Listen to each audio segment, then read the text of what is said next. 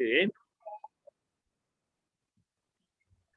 Jadi insya-Allah pada pagi ini kita akan membincangkan satu topik yang saya percaya seperti kata Cik Fatah tadilah, iaitu bagaimana kita kata sebagai kita kata keluarga dan kerjaya, dan juga sebagai satu amanah. Mana dua-dua tu, keluarga dan juga kerjaya sebagai satu amanah. Jadi sebelum saya nak mulakan sesi saya ni yang hampir 2 jam, jadi saya minta lah juga supaya yang ada boleh kata orang tunjuk muka tu kat sini macam Cik Fatah tu. Jadi yang lain-lain tu ada juga kat sinilah. Sebab sekarang ni nombor baru Cik Fatah. Ni macam dia. Macam kita kata ni saudari Nasuha ni ada kat situ. Jadi sebenarnya dia norma baru. Kalau dulu kita face to face pergi dalam dewan katakan Kementerian Sumber Manusia tu beri ceramah kat situ ada 200-300 orang Tapi pada hari ini sebenarnya inilah norma baru dan kita kata buat secara maya jadi itulah saya minta supaya kalau yang boleh tunjuk muka lah. Yang saudara Amirul ni, saudara Maizatul yang ada nama depan saya lah. Dan juga bukan apa, kawan-kawannya saya boleh berinteraksi nanti. Boleh berinteraksi. Jangan usah hati. Kita sebenarnya kalau kira betul 2 jam ni sebenarnya masa sangat pendek, sangat singkat untuk mengupas tajuk ini sebenarnya. Sebab tajuk ni terlalu luas, terlalu besar untuk kita kupas. Dan saya percaya tuan-tuan dan puan sekalian ni nanti kalau nak tanya soalan ke apa macam kata Cik Fatah lah, boleh tanya terus. Saya tak ada pantang dia. Tak payah tunggu kata 15 minit terakhir ke baru nak tanya soalan ni. Tapi kalau tengah-tengah tu kalau tuan-tuan rasa nak tanya boleh tanya. Tak ada masalah. Mungkin boleh kemukakan dalam chat ke ataupun boleh kemukakan terus soalan dan sebagainya. Saya percaya apa yang saya nak cakap hari ini semuanya berdasarkan kes. Saya untuk pengetahuan semua, saya macam Cik Fatah tadi, selepas saya jadi pensyarah sembahyang, lepas tu 2007 saya membuka klinik kaunseling persendirian. Saya ada klinik persendirian yang mana klien saya ni daripada seluruh dunia sebenarnya. Dalam COVID ni saya terima call lah daripada Turki, daripada Australia, daripada UK, daripada seluruh dunia lah. Kalau Malaysia jangan cerita lah. Ramai datang jumpa saya, iaitu fokus ramai sekarang ni ialah dari segi, saya nak beritahu poin yang pertama ialah dari segi hubungan suami isteri. Yang banyak datang jumpa saya buat kaunseling sekarang ialah hubungan suami isteri. Dan yang berdaftar untuk bercerai sekarang, kalau di Malaysia ni dah puluh ribu dah. Sejak PKP daripada 18 Mac sekarang. Dan klien saya paling tidak, saya dua orang satu hari saya ambil. Tak larat nak ambil ramai-ramai. Sebab apa? 2 kes satu hari di klinik saya. Jadi saya ni ada klinik persendirian, saya kaunselor berdaftar. Tuan-puan bukan apa, nak beritahu juga tuan-puan kat sini, kalau misalnya ada apa-apa, jangan segan-segan silulah. Kalau yang Kementerian Sumber Manusia tu, boleh jumpa kaunselor di Kementerian Sumber Manusia. Mereka pun ada lesen, ada kata orang tu berdaftar dan sebagainya. Tapi kalau rasa nak ambil angin baru misalnya, nak jumpa saya, keluarlah. Datanglah, insya-Allah. Jadi saya nak beritahu kat sini dalam kaunseling kita ada 3 sebenarnya.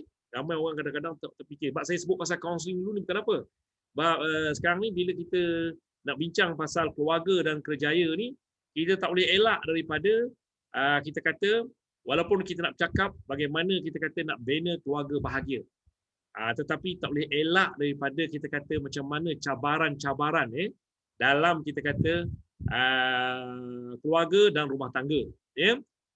Tuan-tuan, bila sebut keluarga tu tak boleh lari tu, iaitu dari segi yang pertama sekali suami isteri. Yang kedua masalah anak-anak. Nampak tu. Kalau macam saya ni atuk pula, atuk. Saya ada cucu tak ramailah 15. Cucu saya 15 tuan-tuan. Cucu 15, anak 4. Boleh? Saya mula jadi atuk umur 47 tahun Fatah. Itu pun ada kisah juga tu. Anak saya kahwin dekat universiti sebenarnya 3 orang anak saya kahwin dekat universiti. Cuba bayangkan tuan-tuan ramai juga mak bapak jumpa saya, dia kata, "Haji, anak saya selagi tak graduate, tak kerja, tak boleh kahwin." Dah nak tunggu sampai master sampai PhD, dah last sekali tak kahwin terus. Ini ramai wanita yang tak kahwin. Cari jodoh pun dengan saya juga. Sekarang ni Fatah, kalau kau bujang lagi boleh datang tengok katalog. Kita ada katalog. Ah, saya ada 500 orang nak cari jodoh. 500 ni Fatah nak cari jodoh. Main-main ke? Semua perempuan. Semua perempuan. Masalah kita lelaki tak ada. Ni semua nak cerita juga kayak gini. Kenapa lelaki tak ada? Nak cerita juga tu. Ini apa Jadi sebenarnya kalau kita kata kat sini apa sebenarnya realiti sekarang. Okey. Dan sekarang ni pula dalam kita kata COVID-19 ni banyak cabaran-cabaran sebab apa? Work from home. Work from home macam mana tu? Nasuha sekarang kat rumah ke dekat pejabat ni? Saya di rumah, Haji. Nampak di rumah nampak tu. Fatah je lah dekat Kementerian Semua Manusia. Kat Kementerian Fatah ke kat rumah? Kat rumah Ji. Oh, kat rumah ni. Belakang kau tu Kementerian Semua Manusia. Itu terror orang muda-muda sekarang pandai. Semangat je sebab lama tak masuk office ni. Bagus. Tapi kalau tengok tu, Fatah ni dekat pejabat ni. Nampak di belakang Kementerian Semua Manusia. Jadi sekarang kita work from home. Work from home pun sebenarnya dia banyak juga kita kata cabaran-cabaran yang perlu dihadapi oleh kata orang tu kaki tangan dan sebagainya. Okey tuan-tuan, sebelum tu saya nak pergi dulu hari ni satu amanah. Keluarga ni satu amanah. Jadi saya nak pergi dulu kepada beberapa ayat-ayat Quran lah. Tuan-tuan yang mana telah pun ditadabbur ayat Quran ni. Contoh yang pertama misalnya dari surah Ar-Rum. Surah Ar-Rum ayat ke-21 tuan-tuan yang mana di antara tanda-tanda kekuasaannya ialah Allah menciptakan manusia iaitu isteri-isteri dari jenis kamu sendiri nampak tu. Dan juga supaya kamu cenderung dan merasa tenteram kepadanya. Nampak tu. Jadi kalau orang dah kahwin tu kalau tenteram mesti tenteram. Kalau tak tenteram tu mesti ada sebab. Sebab dalam Quran dah kata kalau kita kahwin maknanya tenteram. Nampak tu tuan-tuan Dan dijadikannya antaramu rasa kasih dan sayang. Nampak tu Allah kata mana kita bila berkeluarga tu kita berkasih sayang. Nampak tu. Dan sesungguhnya pada yang demikian itu benar-benar terdapat tanda-tanda bagi kaum yang berfikir. Sebab apa saya nak ulas juga nanti tu. Sebab orang kata bila COVID ni banyak kepada musibah. Sebenarnya banyak hikmah dia. Bila COVID ni orang banyak hikmah dalam keluarga sebenarnya. Macam kita Fatah lelaki kita tak kerja kan. Boleh jadi imam 5 waktu satu hari. Nampak tu. Dulu kalau tidak satu waktu je. Balik isyak je boleh jadi imam. Tapi bila kata orang tu PKP ni, bila COVID ni kita jadi imam dalam keluarga. Sebab itu amanah. Saya nak beritahu kepada semua suami-suami, ayah-ayah dalam ni saya orang tua dah dan saya kaunselor. Saya dah buat kerja ni 40 tahun dah. Macam-macam jumpa saya. Klien saya macam-macam tuan-tuan. Berbagai-bagai latar belakang. Tuan-tuan Tapi kita orang lelaki, amanah kita. Surah An-Nisa ayat 34. An-Nisa ayat 34 Allah berfirman bahawa lelaki ialah pemimpin. Orang lelaki ni pemimpin. Kalau kita jadi suami kita memimpin. Ni amanah ni. Amanah. Mana kena sediakan tempat tinggal, makan, minum, kasih sayang. Kena sediakan kata orang tu anak-anak kita tu dengan kelengkapan dan sebagainya. Ini semua Allah akan tanya kita di padang mahsyar nanti. Pemimpin tak payah tunggulah nak jadi Perdana Menteri ke, nak jadi menteri ke, nak jadi yang berhormat ke, nak jadi ketua setiausaha ke, nak jadi kata orang ketua jabatan, itu lagi berat. Banyak soalan Allah akan tanya. Itu nanti saya cerita pula pasal amanah kerjaya pula tu. Amanah kerjaya. Lagi besar pangkat kita, lagi besar kita, lagi lama kita berdiri depan Allah nanti. Jangan main tu. Senang jadi tukang kebun lagi bagus. Jadi tukang kebun lagi bagus. Sebab apa? Habis tinggi Allah tanya, kenapa pokok kau mati Ushib? Kenapa pokok kau ni layu? Sebab saya datang lambat. Sirang pokok pukul 11. Matilah. Betul. Tak amanah. Nampak tu kan?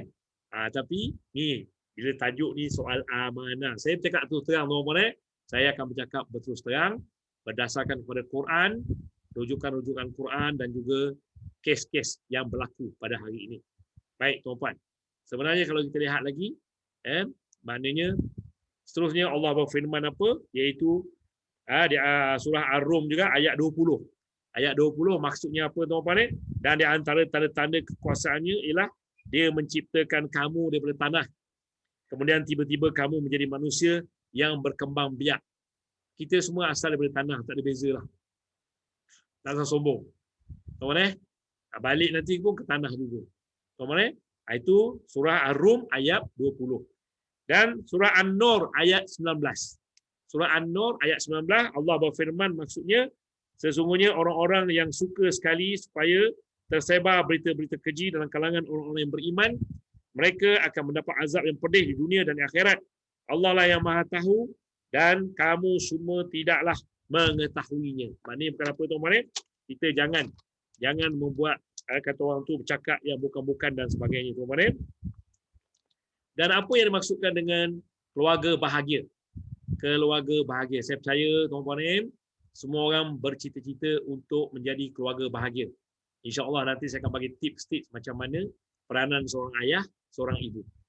Lepas tu saya pergi pula kepada iaitu dari segi amanah kerjaya tadi tu. Kerja sebagai ibadah. Ingat tuan-tuan, ibadah bukan saja solat, bukan saja puasa, bukan saja zakat, bukan saja pergi haji, tetapi termasuk juga kerja. Kerja kita ni pun ibadah, tuan-tuan. Jadi ini pun kita akan bincangkan nanti insya-Allah. Hai sekalian manusia, ini surah An-Nisa ayat 1. Ayat 1 surah An-Nisa, tuan-tuan. Tuan-tuan dan puan-puan yang saya kasih sekalian, kalau tuan-tuan nak tahu tentang kita kata banyak penceritaan dalam Al-Quran tentang keluarga, tentang kasih sayang, tentang hubungan kekeluargaan dan sebagainya, bacalah banyak surah An-Nisa. Dia bagus Quran ni kita baca dan kita tadabbur. Ini ramai orang baca tapi dia tak tadabbur. Jadi tak tahu apa makna lah. Jadi kalau kita baca, kita tadabbur, kita tahu. Begitu juga dengan surah Yusuf. Surah Yusuf. Surah Luqman. Ini banyak dalam Quran tuan-tuan ni menceritakan tentang kekeluargaan. Nampak tu. Hai sekalian manusia, Allah berfirman, bertawakallah kepada Tuhanmu yang telah menciptakan kamu daripada seorang diri.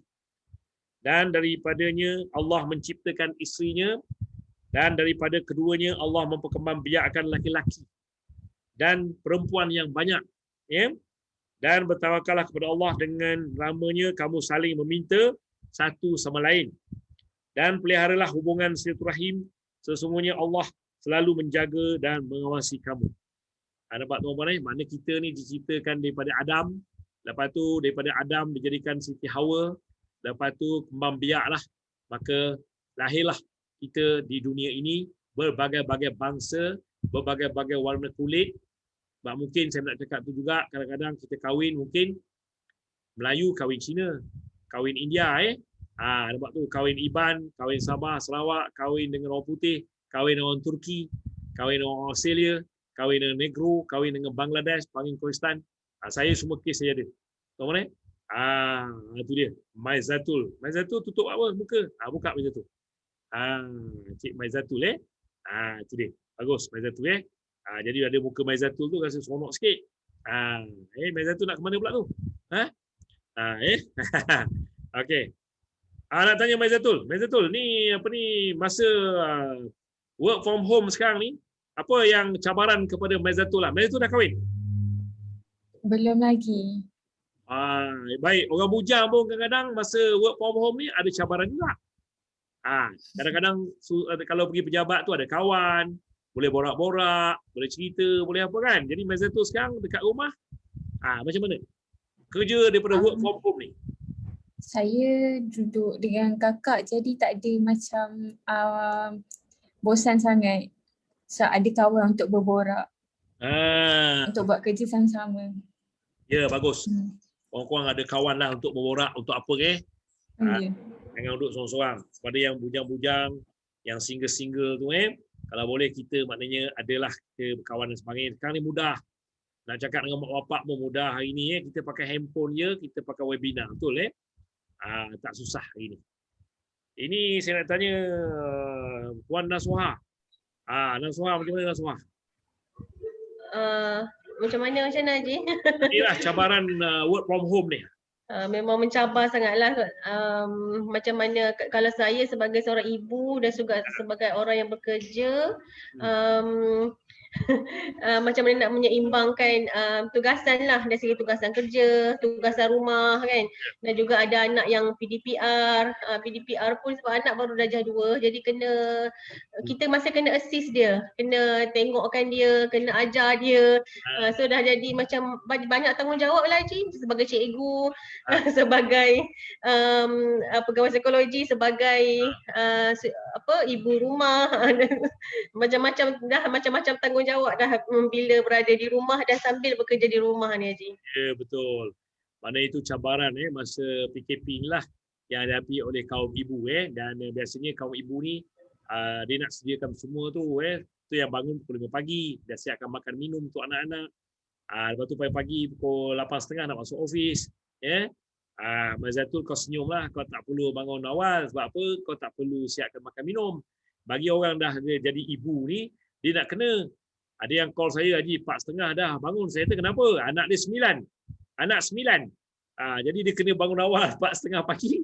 Nak siapkan makan, minum, serba-serbi. Sebab apa? Dia kata, pukul 8 tepat je masuk office. Jadi dia tak kacau lagi dah. Itu amanah dia kata. Nampak tu kan? Jangan pukul 8 baru nak masak. 8.30 baru nak siap-siap. Itu salah lah tu. Tapi dia kata pukul 4.30 dia dah bangun. Ibu ni. Jadi dia siapkan, macam tadi lah, siapkan PDPR. Lepas tu jadi cikgu pula dia. Lepas tu tengah-tengah misalnya online dengan tengah meeting, tiba-tiba anak tu pula tarik-tarik kain, mama nak makan. Lapor. Mama. Jadi itu cabaran-cabaran yang hadapi masa PKP ni. Tapi saya percaya ni dah jadi norma yang dah biasa dah pada tuan-tuan dan puan Sebab apa dah jadi biasa. Saya nak tanya ni, Fatah. Ni ramai juga ni, isteri-isteri komplain dengan saya. Dia kata ada suami ni tak tolong lah kat rumah, dia kata. Kau macam mana Fatah? Kau tolong ke tidak? Oh, kita tolong tambah beban sebenarnya tu Haji. Kan bila suami-suami kat rumah ni kan biasalah nak minum pun minta isteri buat sebab benda ni tak pernah berlaku pun sebelum ni, jarang berlaku sebab kita sebahagian besar kehidupan kita ni berada. Nak buat dari Nescafe dah siap, apa menyusahkan bini kita buat apa buat sendiri je. Kesian bini kita, dia nak kerja, dalam masa yang sama dia nak layan anak, dia nak itu. Ramai yang jumpa saya ni, cakap terang ni. Ramai yang duduk atas kursi datang jumpa saya buat kaunseling, Haji saya penat. Penat je. Penat, banyakkan orang perempuan penat apa sekarang tu? Penat emosi dengan mental. Betul je. Betul. Tapi kita sebenarnya sebagai kaum bapa ni dalam tempoh sekarang ni kita kena orang kata bertolak ansur, saling membantu lah kan tu Haji. Kan? Dia kalau boleh macam kata Fatah saling tolak ansur dan bantu-membantu. Sebab apa? Bini kita pun kerja dan dia tambah beban lagi pula tu, iaitu untuk menyiapkan anak. Kadang-kadang PDPR pula tu. Kadang-kadang budak-budak ni PDPR dia tak mau dengan ayah. Sebab ayah tu garang. Jadi dia suka dengan mak. Nak makan pun dengan mak. Mak nak layan lagi meeting dan sebagainya. Itu orang perempuan stres. Ni kepada suami-suami yang alhamdulillah kita tak kira pangkat kita apa pun, kita kalau boleh kita bantu macam kata Fatah tadilah. Mana kita bantu isteri kita dalam suasana kita kata COVID-19 ni. Work from home. Ramai orang perempuan sekarang kalau boleh Tuan Haji, dia kata buat apa kerajaan ni tutup ni, kalau boleh buka, kita orang nak pergi kerja 8 jam. Duduk kat office 8 jam lagi relax, lagi tenang. Duduk kat rumah ni 24 jam. Dalam menghadap anak-anak, menghadap suami. Lepas tu pula tu apa ni kata stres.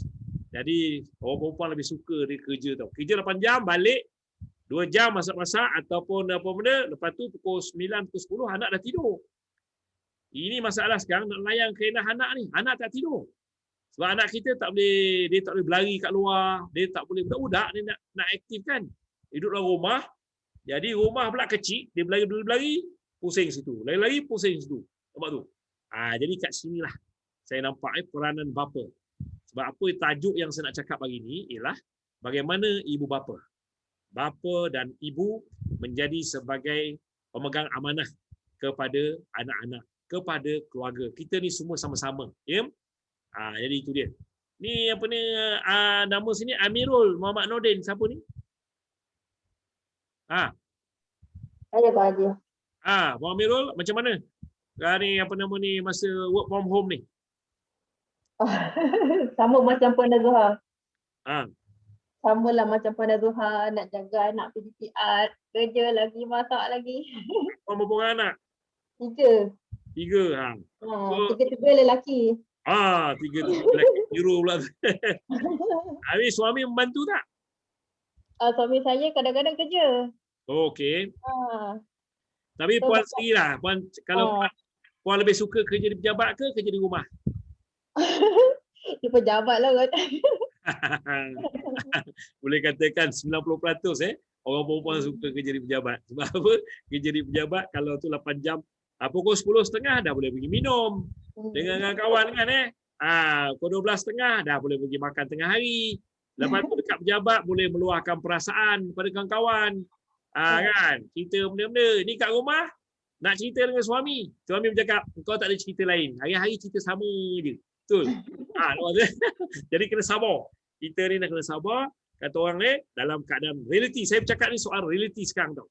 Tapi saya nak beritahulah kepada tuan-tuan dan puan semua staf-staf Kementerian Sumber Manusia dan semua orang yang kerja masih ada kerja lagi, syukur alhamdulillah. Syukur sangat-sangat. Sebab saya sebagai kaunselor swasta, ramai dah jumpa saya dah kena buang kerja tu. Rakyat Malaysia sekarang yang kena buang kerja, ni bagus juga Kementerian Sumber Manusia ni bagus juga cakap ni. Dekat 1 juta orang lah. Ramai dah jumpa saya ni sebenarnya. Ramai. Dan saya juga pengurusi Perkim. Jadi saya banyak beri inilah buat ni fisabilillah, buat bantuan. Hari-hari beri orang beras, susu. Ramai suami dah kena berhenti kerja, isteri kena berhenti kerja. Untuk tuan-tuan saya duduk di Kelang. Kelang paling banyak kilang. Kilang cukup banyak di Kelang. Dan ada juga yang kerja bayar gaji hari dah tak ada gaji. Tuan-tuan. Lepas tu saya nak beritahu Fatah, ni semua kaki tangan kerajaan, anda semua bersyukur pada Allah kerana masih ada gaji, tak dipotong dan sebagainya. Saya ada pilot tau. Pilot gaji 40,000. Dulu 40,000. Hari ni kosong. Tidak ada pendapatan. Dah setahun setengah. Dia kerja sekarang bawa panda, bawa lori. Tuan-tuan bayangkan. Cabaran ni. Dan dia juga boleh beri kesan kepada rumah tangga. Beri kesan rumah tangga. Bila duit, dia kewangan ni salah satu masalah rumah tangga ialah bila masalah kewangan. Masalah duit ni akan beri kesan kepada hubungan suami isteri dengan anak-anak dan sebagainya. Ramai orang yang tak ada makan hari ni. Ini cakap tu terang lah. Saya ingat pihak kerajaan pun semua tahu dan NGO, saya NGO. Jadi kita banyaklah membantu. Jadi kalau boleh tuan-tuan kita bersyukur. Kaki tangan kerajaan bersyukur kerana tuan-tuan masih ada kerja, masih ada kata orang lagi pendapatan, syukur pada Allah. Jadi itu sangat pentinglah. Baik. Saya nak pergi terus tuan-tuan iaitu apakah peranan sebagai kita kata dalam keluarga ni tuan-tuan apa peranan kita sebagai bapa dulu saya pergi. Sebagai bapa, sebagai ibu ibu melahirkan kita, mengandungkan kita anak-anak. Jadi keluarga amanah. Memanglah yang pertama tadi saya dah beritahu bahawa ayah ni kena cari rezeki, cari duit untuk keluarga. Tadi surah An-Nisa ayat 34. Allah dah katalah kena sedia makan minum, tempat tinggal dan kena sediakan kasih sayang dan sebagainya. Jadi kalau kita tengok dalam kita kata peranan sebagai seorang ibu bapa dalam soal ni ialah kalau kita tengok dalam Al-Quran lagi surah Al-Azab surah Al-Azab Allah berfirman ayat 74 demi sesungguhnya adalah bagi kamu pada diri Rasulullah SAW itu Nabi kita itu contoh ikutan yang baik. Kalau nak tengok keluarga yang terbaik sekali ialah keluarga Rasulullah SAW. Nabi kita lah. Kalau kita orang Islam ikut contoh Nabi SAW, iaitu bagi orang-orang yang sentiasa mengharapkan keridaan Allah dan balasan baik hari akhirat serta ia pula menyebut dan mengingati Allah banyak-banyak dalam rasa susah dan senang. Dan saya nak beritahu juga tuan-tuan bahawa COVID ni sebenarnya tuan-tuan ujian daripada Allah. Dalam mana tu? Ayat 155 surah Al-Baqarah. 155 surah Al-Baqarah. Allah kata manusia akan diberi kemiskinan, kesusahan, kelaparan, kebuluran, tidak ada makanan dan tidak ada kerja. Dan hendaklah kamu bersabar dan mengingati Allah sentiasa. Memang betul tuan-tuan. Saya dibuat counseling tuan-tuan Allah. Pagi tadi pun ada 2 saya buat tadi. Walaupun dia orang Cina. Di Cina, dua-dua tak di Cina. Tak ada duit nak makan. Jumpa saya bagi tadi. Sebab dia minta, saya tengoklah dia minta orang tu minta, semua orang tak mau bagi. Sebab dia lelaki, dia tegap. Tapi duit tak ada. Nak makan dia kata. Biasalah kita ni kaunselor. Kaunselor biasanya kita lebih kepada apa tu? Empati. Tak kira bangsa, tak kira apalah, bagilah. Nampak? Dah tak ada duit. Tak ada duit tuan-tuan ni, bila dapat duit menangis. Satu tu India, dia jual apa tu? Jual pen. Pen dia jual. Tak kisah nak bayar berapa ringgit pun. Lepas tu hari ni tuan-tuan orang akan buat. Jadi kalau kita ni kerja kerajaan, ada duit lagi, tengok orang susah, kita bantulah. Dalam keadaan macam ni, sebab tu Allah dah turun dalam Al-Quran tu. Ayat 155, 156 surah Al-Baqarah. Tuan-tuan. 155, 156 surah Al-Baqarah. Kalau kita baca Quran tuan-tuan, dia akan beri kita motivasi. Dia beri semangat kepada kita. Nampak tu? Dan kita rasa bersyukur sebab kita ada kerja tuan-tuan. Alhamdulillah boleh tanggung anak bini dan sebagainya. Baik. Jadi sebenarnya tuan-tuan, itu yang dimaksudkan dengan kita kata bagaimana kita amanah. Amanah ni. Tuan-tuan, amanah. Jadi kita sebenarnya kalau amanah kepada keluarga kita ni apa dia sebenarnya? Bagaimana kita nak jaga keluarga kita? Mula keluarga dulu. Lepas ni kerjaya juga. Lepas ni awak saya akan cerita. Jadi yang pertama sekali tuan-tuan, bila kita dah kahwin, kita dapat anak, apa yang perlu ialah yang pertama sekali ialah kita beri kasih sayang. Kasih sayang kepada anak-anak kita, keluarga kita. Saya nak bercakap sebagai seorang kaunselor. Saya mengendalikan hari-hari ada kes. Ada masalah kadang-kadang suami isteri bergaduh pasal apa? Pasal suami tak beri kasih sayang pada isteri. Hari ini yang datang ramai jumpa saya sebab suami pula ada orang ketiga, the third party. Fatah, kau jangan ada orang ketiga. Fatah jangan. Kau tu handsome dari luas jangan. Saya sudah tahu saya banyak buat kes ni iaitu ya biasa kalau perempuan datang masalah dia yang pertama sekali ialah masalah suami curang. Suami curang. Jadi kalau boleh kita suami kita jangan curang dengan isteri kita. Kita jaga dia elok-elok. Ini nombor satu tau. Sebab apa? Kalau kita bergaduh suami isteri, dia akan beri kesan pada anak-anak. Dia akan beri kesan kepada anak-anak. Tuan-tuan anak-anak kita tu nanti dia akan berdepan dengan situasi, dia akan tengok kita bergaduh hari-hari tak bagus. Kalau boleh kita suami isteri nak berkasih sayang hari-hari. Macam mana nak berkasih sayang tu Dan Zohar macam mana nak berkasih sayang? Kita suami isteri nak berkasih sayang macam mana? Banyak caranya Haji. Dengan ada komunikasi yang baik kan. Itulah di antaranya. Dia yang paling mudah sekali kita nak kata orang tu berkasih sayang suami isteri ni, okey saya nak beri petua, mudah aja. Yang pertama, kita solat berjemaah. Solat berjemaah. Suami jadi imam. Ni suami-suami dia dengar ni. Ramai jumpa saya kadang isteri kata suami dia dah kahwin 10 tahun tu Haji. Suami tak pernah jadi imam. Dia tanya suami kenapa? Saya susahlah tu Haji jadi imam sebab saya hafal qul huwallah je. Saya hafal qul huwallah je. Jadi saya nak jadi imam saya malulah tu Haji. Saya kata sah. Kau baca Al-Fatihah qul huwallah. Dua-dua kata orang tu rakaat pertama, rakaat kedua. Kalau sembahyang Isyak sah. Malulah tu Haji. Sebenarnya tuan-tuan saya nak beritahu salah satu daripada ubat yang paling mujarab untuk keluarga kita bahagia. Ni nak beritahu petua ni, keluarga bahagia. Keluarga bahagia ialah solat berjemaah.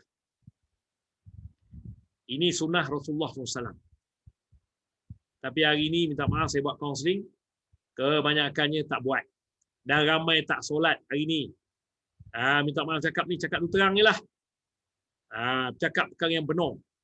Dia kalau kita tak jaga solat, maka keluarga kita tu tidak ada kerahmatan. Rahmat tak ada. Tuan-tuan. Lepas tu saya nak pesan kepada semua ni, jaga solat. Kita boleh misalnya pergi kata pasar malam. Kita boleh pergi misalnya cari makanan pagi-pagi sampai sejam. Kita boleh pergi misalnya berjoging. Saya tengok orang berjoging tu Saya tengok orang misalnya ke Hulu Kilir. Tapi nak solat 5 minit hingga 10 minit kita berkira.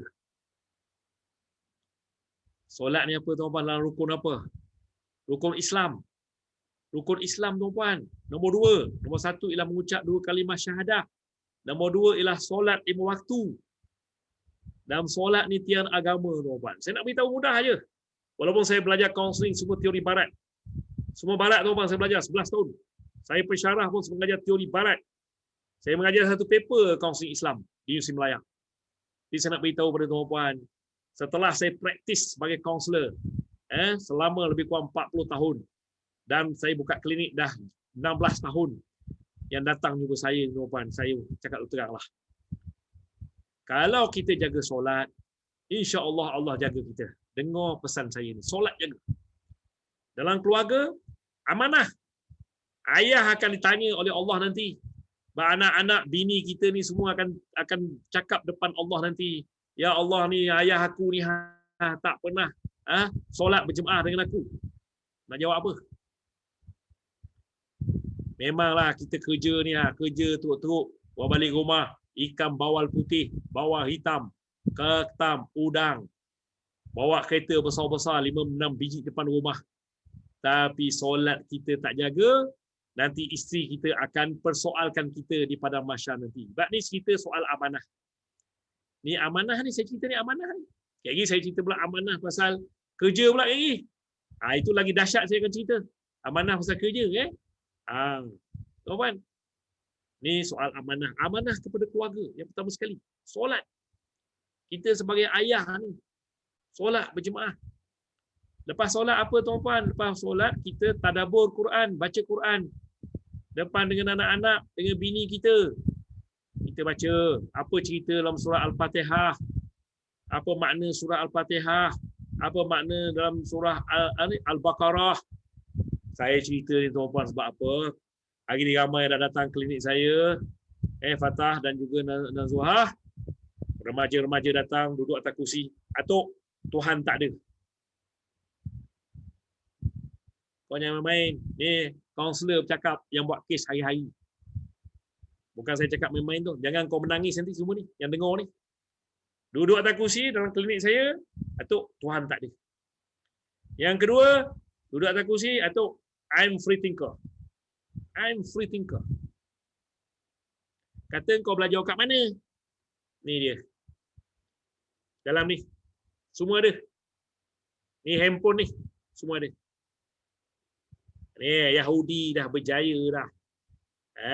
Dalam Quran dah kata orang Yahudi dan Nasrani tidak akan melepaskan kamu sampai kamu ikut mereka. Ni dia.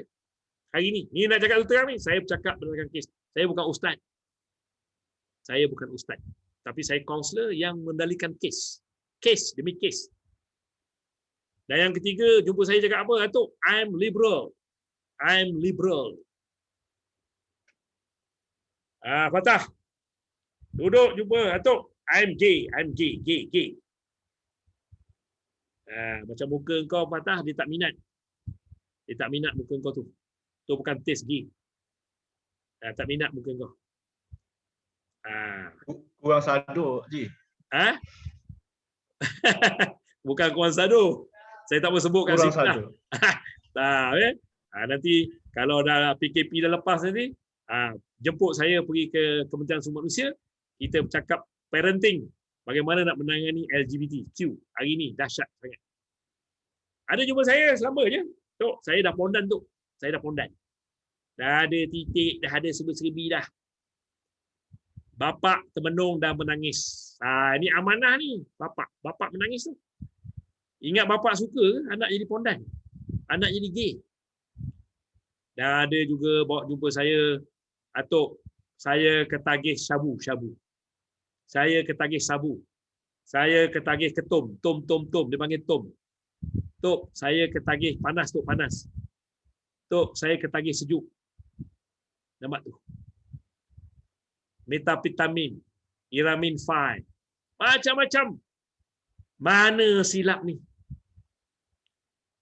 Sebab tu tadi bila saya beritahu kepada Mai Zatul tadi, kenapa ini Mai Zatul susah nak kahwin? Sebab lelaki yang berkualiti tak ada. Ni lelaki macam si Fatah tu dah tak ada. Fatah tu lelaki yang berkualiti lah, sebab dia kahwin. Kau nak cari lelaki yang berkualiti, susah. Betul, kau nak kahwin dengan benda dadah? Benda dadah kau nak? Handsome. Sado. Relax, brother. Relax, brother. Kau nak? Tak nak. Kau nak kahwin macam mana? Ni saya nak beritahu you bapa ni. Dan dalam ni, korang semua saya tengok semua anak-anak masih lagi remaja. Anak-anak masih kecil. Dengar ni ceramah saya ni. Kau nak dengar. Pak tuan-tuan ni, saya nak beritahu ni. Saya ada tulis buku. Ni. Buku saya ni dah ratus ribu buah buku dah orang beli ni buku ni. Macam mana nak didik anak? Tuan-tuan. Sebab kalau salah didik anak, ini amanah. Amanah didik anak ni. Macam kata Puan Nazwa tadi, yang pertama ialah komunikasi. Komunikasi dengan anak-anak. Kalau boleh kita hari-hari tu ada komunikasi dengan anak. Termasuk juga tadi tu. Lepas solat, lepas tadabbur Quran, lepas baca doa, lepas tu kita, yang pertama kita peluk bini kita. Peluk bini kita, cium bini kita. Betul tak Nazwa? Lepas tu kita peluk siapa tu Fatah? Kita peluk anak kita yang sulung. Walaupun anak kita perempuan, tengok tak anak-anak kita, dia makin besar makin jauh, makin besar makin jauh, makin besar makin jauh. Sebab kita tak ajar peluk dia. Tu silapnya. Kita peluk masa kecil je, masa umur 5 tahun, 4 tahun peluk dah tu.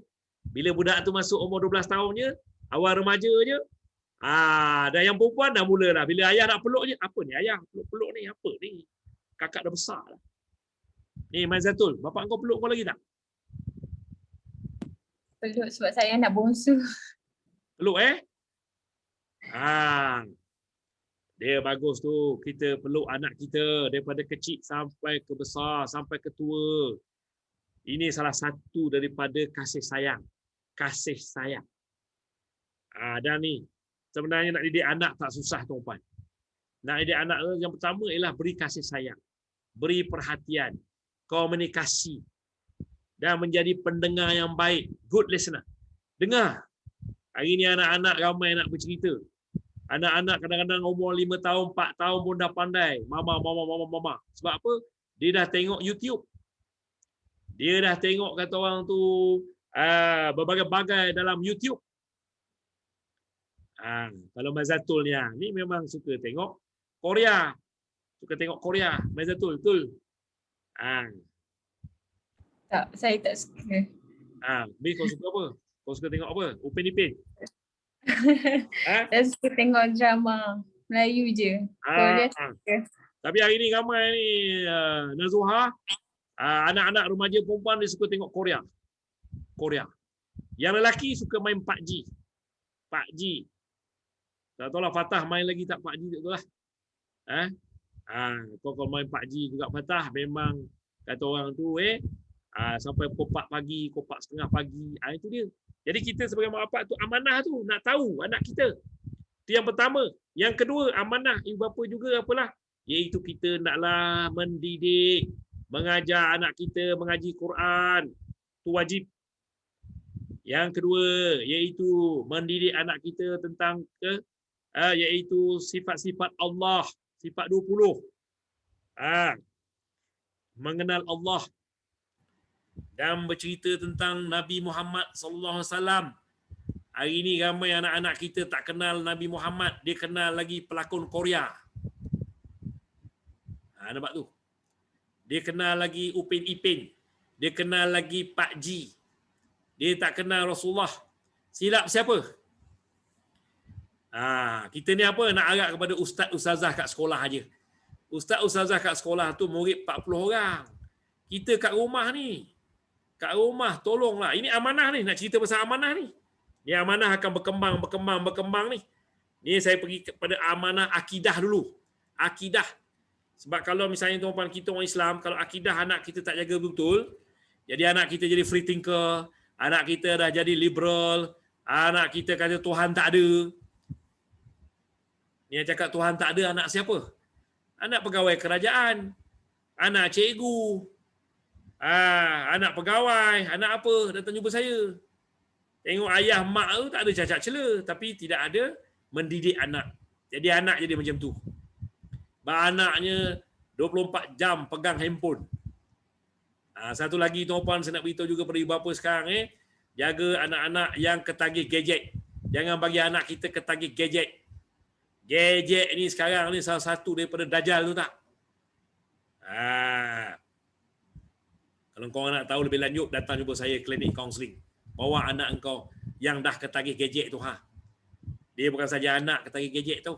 Kalau bapa ketagih gadget, ramai bercerai sekarang sebab bapa ketagih gadget. Bapa main handphone ni main handphone malam-malam. Pukul 12, pukul 1 pagi, kata senyum seorang-seorang, ketawa seorang-seorang. Nazoha, boleh ke kau tengok laki kau ketawa seorang-seorang, senyum seorang malam-malam, betul?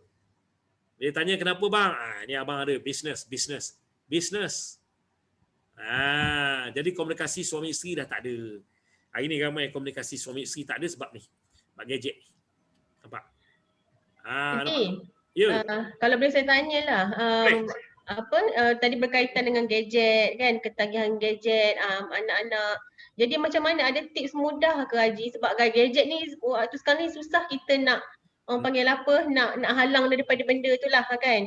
Jadi macam mana tips yang paling mudah yang ibu bapa boleh apply supaya kita dapat mengurangkan benda tu. Kadang kita nak kawal benda ni satu yang agak sukar, Haji. Bagus soalan Nazoha ni. Ini soalan yang cukup bagus. Tips dia mudah aja Nazoha. Sebab tu kalau mak bapak ada dalam ni semua nak dengar ceramah saya ni. Sebab tu berebut datang buat kaunseling saya, nak belajar benda ni. Sebab apa? Tips sangat mudah. Tips yang mudahnya apa dia? The quality time. Masa yang berkualiti. Mak bapak semua sibuk. Tapi you kena ada masa tau dengan anak. Ni kadang-kadang bagi anak tu handphone sampailah malam sampai apa? Tahu tak? Ni nak cakap tu terang lah. Kau suka tak suka aku cakap. Nanti Allah tanya aku, Hushim kau beri ceramah kenapa kau tak cakap? Kau tahu tak? Mak bapak sekarang bagi handphone kenapa? Sebab tak nak anak-anak tu kacau dia. Betul tak Nazwah? Tak nak anak kacau mak bapak. Mak bapak pun main handphone juga. Ini silap. Mana amanahnya? Patutnya kita bila kata dah tak ada PDPR, handphone tu ambil, simpan dan kita kena ada komunikasi dengan anak kita. Caranya ialah cara nak mengatasi gadget ni Nazoha senang aja. Iaitu kita ada aktiviti alternatif. Kita ada aktiviti alternatif pilihan tau. Contoh misalnya kalau kita main badminton dengan anak kita, kita main aktiviti kalau tak boleh keluar rumah, kita aktiviti melukis. Lepas tu ada sekarang ni pula lagi mudah, kalau yang ada duit sikit yang pemenda semua, kita beli misalnya buat ni art terapi, role play terapi. Ni tanya Puan Nazoha ni, pegawai psikologi dia tahu. Orang Kementerian Sumber Manusia pergi jumpa dia tanya. Benda tu boleh beli sebenarnya. Boleh main kat rumah dengan anak-anak. Kita ada aktiviti tau. Ganti dengan gadget tu dengan aktiviti. Saya baru ni satu keluarga datang jumpa saya. Anak dia ni, orang kata, umur 4-5 tahun, kalau gadget tu kalau ambil, satu rumah tu boleh runtuh tu tak? Satu rumah boleh runtuh. Sebab satu keluarga tu dah habis. Lalang ayah ni dah tak tahan lagi jumpa saya. Dan saya beri alternatif itu. Apa alternatif? Saya suruh dia beli kertas-kertas lukisan, melukis sama anak dia. Lepas tu ada aktiviti art terapi tadi, role play. Lepas tu ayah ni dia ada anak 2 lelaki, 3 perempuan. Saya kata kau main dengan anak-anak kau, bergurau senda dan sebagainya. Kemudian mula-mula sekali jangan ambil terus handphone tu, gadget tu. Ambil perlahan. Perlahan ambil tapi main. Ambil main. Lepas tu dia kata rumah dia ruang tak ada. Saya kata macam ni lah, kau beli kolam renam kecil buat PKP ni. Kecil je kolam tu yang murah tu beli. Lepas tu kau taruh air, kau anak kau main. Tuan-tuan tahu tak? Sekarang ni anak-anak dia dah tak pegang gadget lagi dah. Sebenarnya Nazoha boleh kita gantikan gadget. Tapi dengan kreativiti ibu bapa. Dan dengan pengorbanan ibu bapa. Mak bapak kena berkorban. Bapak tu sama sekali. Bapak. Kita gantikan aktiviti gadget itu dengan aktiviti-aktiviti misalnya. Contoh satu lagi ialah kita baca buku bersama anak-anak. Baca buku. Ambil buku, baca. Mai kakak, mai sini. Abang, mai sini baca buku dengan ayah, mai.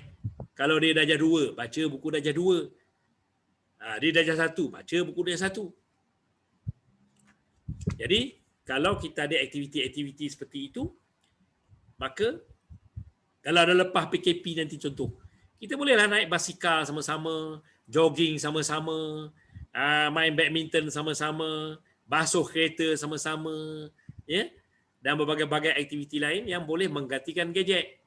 Masalah sekarang ialah ibu bapa bagi gadget itu kepada anak-anak sebagai satu, kata orang tu, aktiviti, dan supaya anak-anak tu tidak lagi mengganggu mak bapak nak buat kerja. Itu silap. Jawab soalan tu Nazwa, Okey, cuma ada persoalan kat sini lagi. Masalahnya sekarang ibu bapa tu yang dah ketagihan gadget sebenarnya. Bagus soalan tu. Mak bapak ni. Macam mana aja kita nak buat dengan ibu bapa yang macam ni? Yes, bagus soalan tu. Sebagai ibu bapa, ya, kita kadang-kadang kita memanglah. Sekarang ni tak boleh nafikan bukan ibu bapa je, dah tua-tua bangka pun pegang gadget lagi. Saya tak nafikan. Ramai juga yang datang jumpa saya, Nazoha, umur 73 nak bercerai. Umur 72 nak bercerai. Bila saya tanya yang makcik tu kenapa? Ini Ni pakcik engkau ni dia mana bercakap dengan makcik lagi dah. Tak bercakap, asyik main gadget, ketawa sorang-sorang. Dia tanya, baca Quran. Rupanya tengok benda lain. Jadi biarlah orang tua-tua cepat mengajuk. Dia kata apa? Biarlah kalau macam tu, biarlah. Dia duduk sendiri, makcik duduk sendiri. Habis yang stres apa? Anak-anak. Anak-anak lah bawa jumpa saya. 8 orang. Doktor, ada engineer. Malulah. Tuan Haji malulah kalau bapak saya, mak saya bercerai. Cucu dah dekat 40. Tapi yang perempuan cakap apa? Biarlah dia. Dia dah ada bini baru. Gadget lah tu. Gadget bini baru dia. Nampak tu. Tapi saya minta tolong satu kepada macam soalan Nazoha tadi. Kita maknanya sebagai ibu bapa ialah sebagai model. Model tau. Banyak juga kita buat counselling anak-anak. Bila masuk bilik counselling saya, one to one, budak ni cakap apa? Atuk counselling my daddy dulu. My daddy ketagih gadget. Dia suruh counselling bapak dulu. Kalau bapak tak main lagi, kita orang boleh tak main. Sudah. Bapak pula ego pula. Bapak ego. Kan? Tapi counselling jugalah. Beritahu, saya cakap, saya ialah kaunselor yang banyak guna Gaston.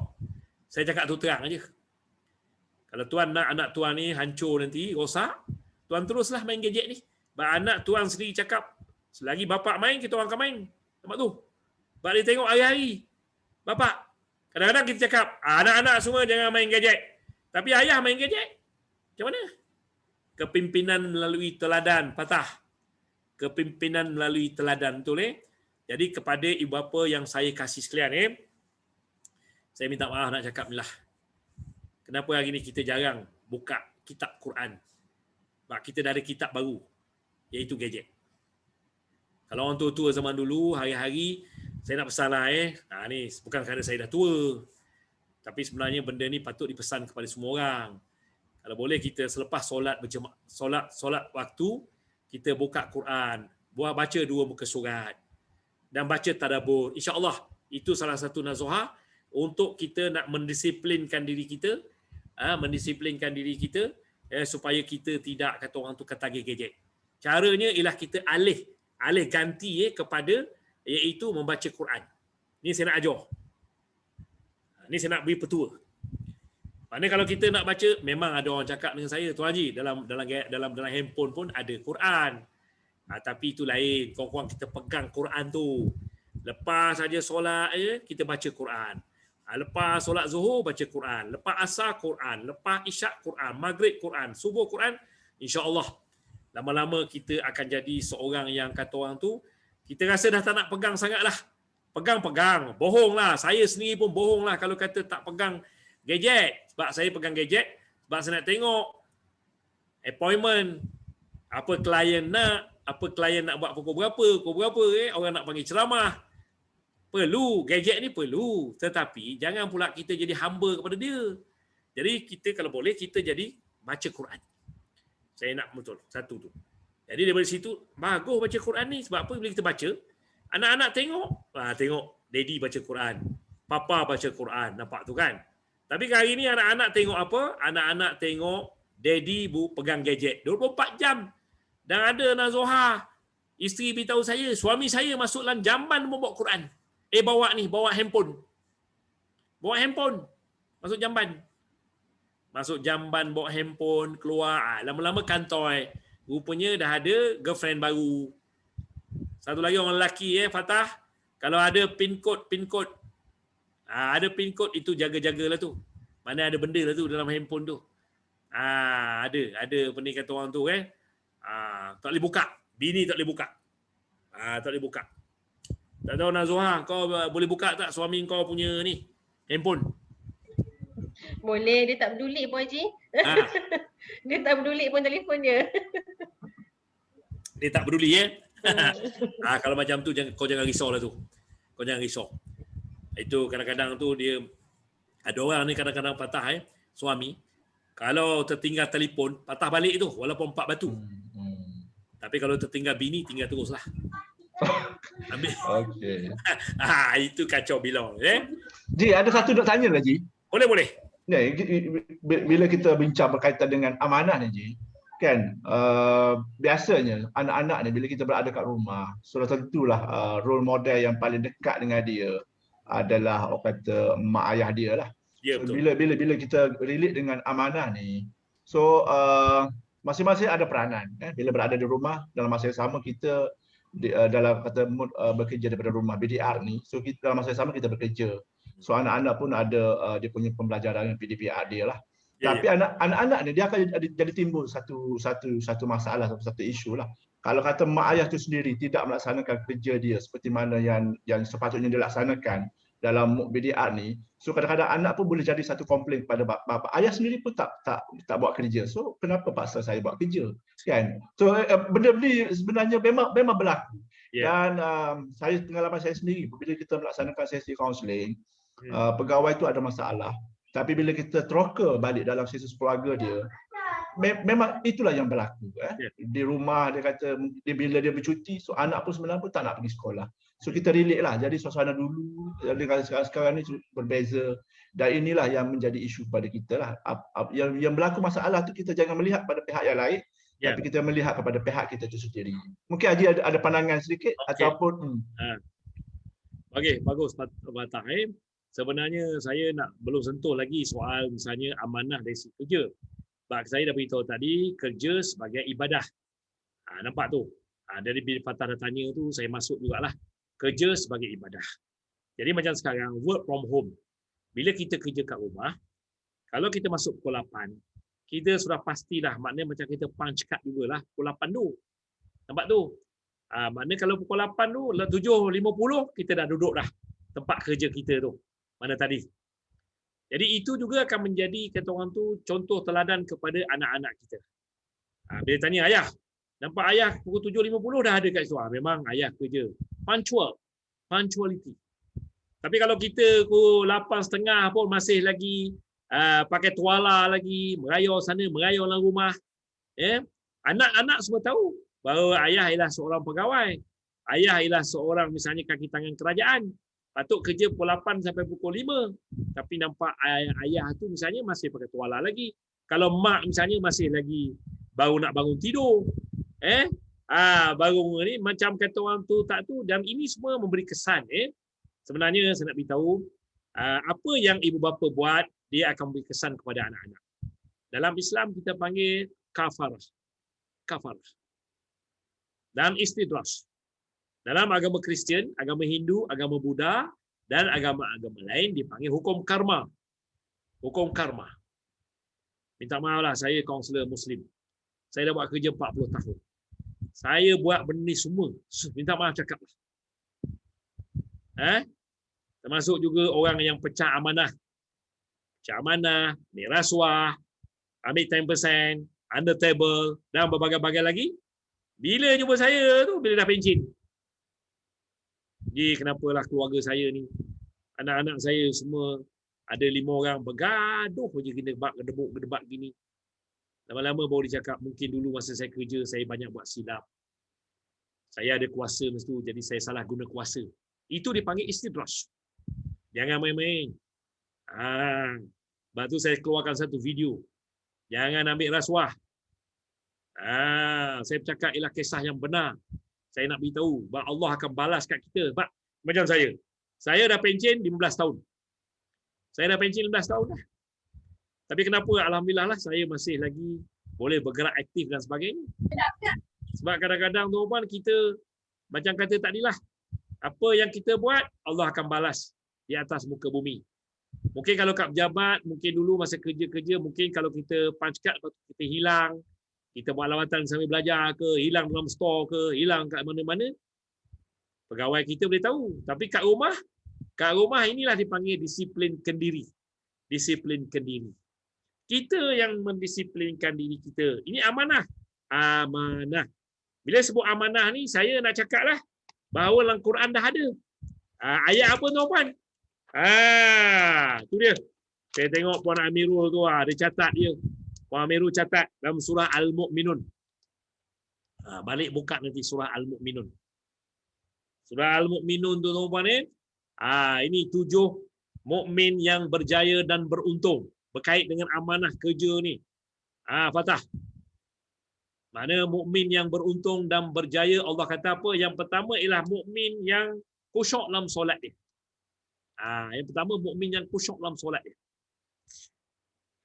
Yang kedua ialah mukmin yang menjauhkan diri dari perbuatan dan perkataan yang sia-sia. Inilah dia ni. Ni yang bila kita amanah bila kerja ni. Sebab apa tuan-puan, kita work from home pun kita tetap dapat gaji bulan-bulan. Duduk rumah. Ada orang kadang-kadang pukul 10 macam ni, pukul 11 macam ni pergi pasar pula tu. Tapi waktu kerja. Pergi pasar 2 jam. Nampak tu, pergi sana, pergi sini, tak buat kerja. Kerja patut 8 jam, dibayar oleh kerajaan, dibayar oleh kementerian, tapi kita ponteng, kita hilang, kita apa. Itu tak amanah lah. Tak amanah. Tak amanah tuan-tuan, tak amanah ni bukan ambil rasuah je. Bukan dapat projek aje. Bukan kata orang tu beri projek, bukannya kata orang tu kita misalnya beri kroni-kroni kita je. Ini banyak juga kadang projek-projek orang yang layak tak dapat, tapi orang yang bagi 10%, 5% dapat. Saya bercakap tu terang ni. Semua sampai pada saya. Tuan-tuan. Datang jumpa gini-gini. Sebab apa? Bila dah Allah turun, itulah tadi istidraj tu. Duit dalam bank banyak, ratus-ratus ribu, juta, tapi malam tak boleh tidur. Anak jadi penagih dadah. Anak jadi LGBT. Anak melawan. Anak kata Tuhan tak ada. Sebab makan duit haram. Jangan makan duit haram. Tuan-tuan suka tak suka kat saya cakap. Sebab saya tak nak nanti Allah kata, Ushim, kau beri ceramah tu kau cakap yang sedap-sedap, dia dengar je. No. Saya bukan ustaz macam tu. Saya kaunselor profesional, saya akan bercakap terus terang. Orang suka tak suka, saya bercakap. Kerana makan duit haram ni, kadang-kadang duit rasuah. Rasuah bukan saja kita kata, iaitu kita ambil duit 10% under table, letak atas meja dulu. Macam-macam cakap dengan saya. Pergi deal, letak atas meja, jalan. Kadang-kadang sponsor main golf. Kadang-kadang sponsor melancong. Kadang-kadang saya tengok kat rumah dah sampai lah. Telur seluri. Macam-macam lah patah. Jadi kalau benda-benda ni semua kita buat, maka ini soal amanah. Maka kesan dia ialah kepada pembinaan karakter anak-anak kita. Sebab Rasulullah SAW bersabda, apa yang kita nak bawa balik ke rumah untuk bagi makan anak bini, tengok puncanya daripada mana. Punca rezeki itu daripada mana. Jadi kalau kita selalu ponteng, selalu hilang, kalau work from home ni selalu kita misalnya tak kerja, kita siapa nampak, siapa ambil tahu. Walaupun kita ponteng 2 minit itu duit itu haram hukum dia. Tuan-tuan, dan duit itu pula kita bagi makan anak bini kita bagi mak bapak kita makan. Tuan-tuan, jadi hukumnya haram dan itulah yang dimaksudkan dengan tidak amanah. Tidak amanah tadi tu. Jadi itulah kesan dia tuan-tuan kepada pembentukan kata orang sikap, pembentukan personality, pembentukan karakter anak-anak kita kemudian hari. Jadi kadang-kadang tu datang jumpa saya, kenapa Tuan Haji anak saya ni tak pernah orang kata? Kenapa anak saya gini Tuan Haji? Saya dah bagi pelajaran tinggi-tinggi, belajar pandai-pandai. Kenapa jadi macam ini? SPM dapat 12A. Tapi tak solat pula dia. Nampak tu. Nak buat apa kalau cemerlang akademik, cemerlang apa sampai solat tak nak dan sebagainya. Sebab apa? Sebab makan duit yang tak betul. Kita ni mak bapak ni, sebab tu ibu bapa ialah amanah. Amanah maksudnya apa? Bila kita kerja tu, kita kerja kena kata orang tu kalau masa kita 8 pagi, 8 pagi lah. Kita mesti pukul 8 duduk dah dekat meja. Kat rumah kita ada kata orang tu office kita sendiri. Duduk. Yang macam kata Fatah tadi, anak-anak akan tengok tu Fatah. Oh, daddy pukul 8 ni. Daddy dah mula start kerja. Jangan kacau daddy. Tu saya beritahu tadi ada ibu tu yang bangun pukul 4:30 pagi tu. Sebab apa dia bangun pukul 4:30 pagi? Dia kata, Haji Hushim, saya tak nak saya masuk office pukul 8, anak saya kacau saya lagi. Sebab sebelum tu saya dah siap semua makan minum anak saya sebelum pukul 8. 8 sampai 5 waktu mama bekerja. Jangan kacau. Wah, ini orang yang amanah. Walaupun dia tak adalah macam ustazah, tak adalah nampak alim benar. Kita tak boleh tengok seseorang kepada pakaian dan title. Kita kena tengok pada seseorang ialah kepada dia punya integriti. Integriti. Amanah. Minta maaf cakap lah. Banyak datang jumpa saya ni macam ustazah, doktor, profesor, kadi, orang agama, orang apa semua jumpa saya tuan-tuan. Semua saya buat kaunseling. Macam-macam makhluk jumpa. Jadi kita lebih kepada integriti. Nampak tuan-tuan? Integriti kita kepada diri kita sendiri dan juga dengan majikan kita. Kalau contoh tuan-tuan kerja dengan Kementerian Semua Manusia, tuan-tuan kenalah kata orang tu ada integriti dengan Kementerian Semua Manusia. Walaupun tak ada pegawai datang tengok, tak ada. Pegawai tak datang tengok ke, tak telefon ke, tak tanya ke. Ni kau kerja pukul berapa ni Fatah? Kau dah ada kat office belum ni? Dan dia kalau boleh misalnya kat rumah kita pakai kemas lah macam pergi kerja lah. Jangan pula pakai t-shirt misalnya koyak rabak. Jadi anak tengok. Oh, ayah macam ni ke ayah kerja? Ayah pakai baju macam ni ke kerja ya? Anak-anak hari ni kadang mulut pun laser juga. Anak kita ni. Dia tembak tepat dia Fatah. Dia tak peduli. Ayah kata pegawai tapi pakai baju ni pula. Baju t-shirt koyak pula. Apa ni pegawai ni? Kita pun rasa nak tampar muka dia. Tak? Tapi anak tu cakap betul. Nampak tu? Jadi kita kalau kita duduk rumah pun kita kerja, kita apa? Kita kata orang tu betul-betul macam kita duduk kat pejabat. Jadi bukan apa tu, kita ada roh bekerja tu ada tu. Tapi kalau kita misalnya pakai baju cincai buncai, pakai kain misalnya, macam tak nak kerja, duduk, muka pun tak basuh, duduklah orang kata kerja lah, kerja sekejap. Nawaitu tu dah ada tu, aku nak kerja sekejap, 2 jam cukup lah. 8 jam kerja 2 jam, 6 jam hanyut, habis. Mana amanah ni? Tu kadang-kadang kita tertanya-tanya. Minta maaf lah Fatah. Ramai orang tertanya-tanya dengan saya, Haji, saya ni kerja tapi kenapa tak senang-senang ni? Ada jumpa saya ramai. Saya kerja tapi tak senang-senang. Saya tengok kawan saya tu kerja je. Tapi dia dah ada rumah, dia dah ada anak ni semua berjaya, benda-benda semua. Mungkin dia seorang yang amanah. Walaupun kita pegawai grade 41 tapi tak amanah. Habislah. Tu lebih. Ni soal amanah tuan-tuan ialah soal kita kata dengan Allah. Saya dah pergi pada yang perkara kedua surah Al-Mu'minun. Surah yang ketiga ialah orang-orang yang menunaikan zakat yang ketiga. Makna mukmin yang beruntung, mukmin yang berjaya ialah mukmin yang menunaikan zakat, dan yang keempat orang yang menjaga kehormatannya lah.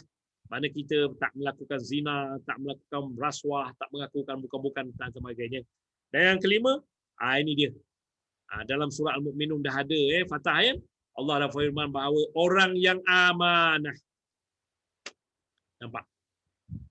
Dalam Quran Allah berulang-ulang kali menekankan iaitu orang yang amanah. Jadi amanah ni bukan saja pada keluarga, pada kerja kita. Tuan-tuan kerja ni mesti amanah tuan-tuan, ikhlas buat kerja. Tanpa mengira masa, tanpa mengira kita kat mana. Saya ada seorang klien saya ni, dia nak mesyuarat, tapi dia duduk kampung jauh, jadi line tak ada. Jadi nak ada line tu dia terpaksa pergi 30 batu daripada kampung dia. Walaupun work from home, dia nak mesyuarat dan sebagainya, dia keluar. Dia pergi bawa kereta, pergi 30 batu. Bila dia telefon saya, Tuan Haji, betul kat cara saya Tuan Haji, duit minyak aja dah berapa Tuan Haji, tak ada boleh claim, tak ada apa. Saya kata engkau ialah seorang yang amanah. Nanti Allah akan beri melimpah-limpah rezeki pada engkau, anak-anak engkau. Menangis dia. Tuan-tuan, sebab apa? Dia kata, saya rasa kalau saya boleh beri alasan, line internet tak ada kawasan dia, tapi dia keluar daripada kampung tu pergi. Amanah. Dan yang keenam, tuan-tuan dan puan, ialah orang yang menepati janjinya. Bila amanah tuan-tuan, dia berkait rapat dengan menepati janji. Ingat tak semasa kita memohon kerja, semasa kita misalnya sign agreement dengan jabatan kita untuk kerja, kita akan ikut apa saja yang diarahkan oleh pihak jabatan kita, bidang tugas kita, dan juga tugas yang akan diberi daripada semasa ke semasa. Saya ingat lagi, masa saya bertugas dulu itulah diberi arahan oleh bos saya. Dia kata, Ushim, tugas kau sebagai kaunselor, ni dia. Ada 30. Dan yang bawah sekali ditulis apa? Dan juga tugas yang diamanahkan dan diarahkan oleh pihak atasan dan jabatan dari semasa ke semasa. Tak tahu. Yalah. Kadang-kadang kita pakai kaunselor kan, tiba-tiba masa saya kat Usul Melaya dulu, kadang-kadang student ada yang masalah katakan di Kelantan, ada masalah di Johor, di Terengganu. Ushim, kau pergi tengok student ni, buat counselling, pergilah. Maka kita pergilah. Itu tak dalam senarai. Patutnya kita tugas di pejabat kita je, di Usul Melaya tu. Tapi kena pergi pula. Jadi itu yang dimaksudkannya. Amanah dan menepati janji. Jadi kalau kita buat kerja tu, kita mesti amanah, tuan-tuan. InsyaAllah, tuan-tuan.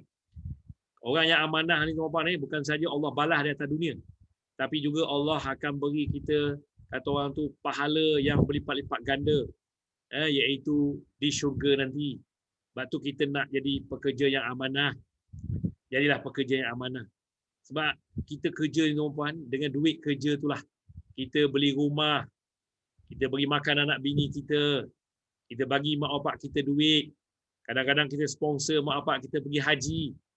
Duit itulah kita guna pergi haji, pergi umrah, bayar zakat, tolong orang miskin, sedekah dan sebagainya. Jadi sebab itulah amanah itu penting, tuan-tuan, dalam kerja kita. Itu sangat penting. Dan yang ketujuh ialah orang yang tetap memelihara solatnya. Itu yang dimaksudkan dalam surah Al-Mu'minun, 7 ciri mukmin yang beruntung dan berjaya. 7 ciri mukmin yang beruntung dan berjaya. Nampak tu. Jadi dalam soal kita kata amanah dan sebagainya ni, seperti soalan Fatah tadi, termasuk juga Fatah, iaitu menepati masa. Menepati masa. Bila kita kerja, kita jaga masa. Lepas tu kita tak berkira. Orang yang amanah ni biasa kerja, tanggungjawab, kita tak berkira. Kadang-kadang Fatah, macam kita kaunselor Fatah kan, klien datang pukul 5.30, office dah tutup, tapi kita sebagai kaunselor, kita terima juga klien kita. InsyaAllah nanti Allah beri balasan kepada kita. Tak berkira. Tak kisah pukul berapa klien datang, kita buat.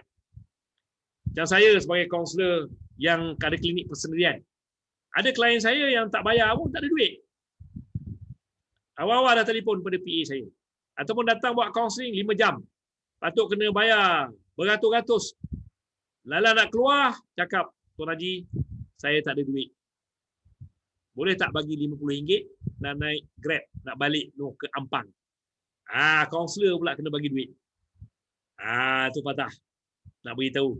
Tapi saya cakap apa? Saya cakap dengan PA saya, tak apalah. Saya bayar, dia tak ada duit. Bagi lagi RM50. Tu belum lagi dia bawa anak-anak dia. Anak 4 orang, 5 orang. Atuk-atuk nak aiskrim tu. Aiskrim. Kaunselor kena bagi aiskrim. Kan? Jadi itu semua tak apa. InsyaAllah lepas tu Allah bagi kita pula rezeki yang tidak disangka-sangka.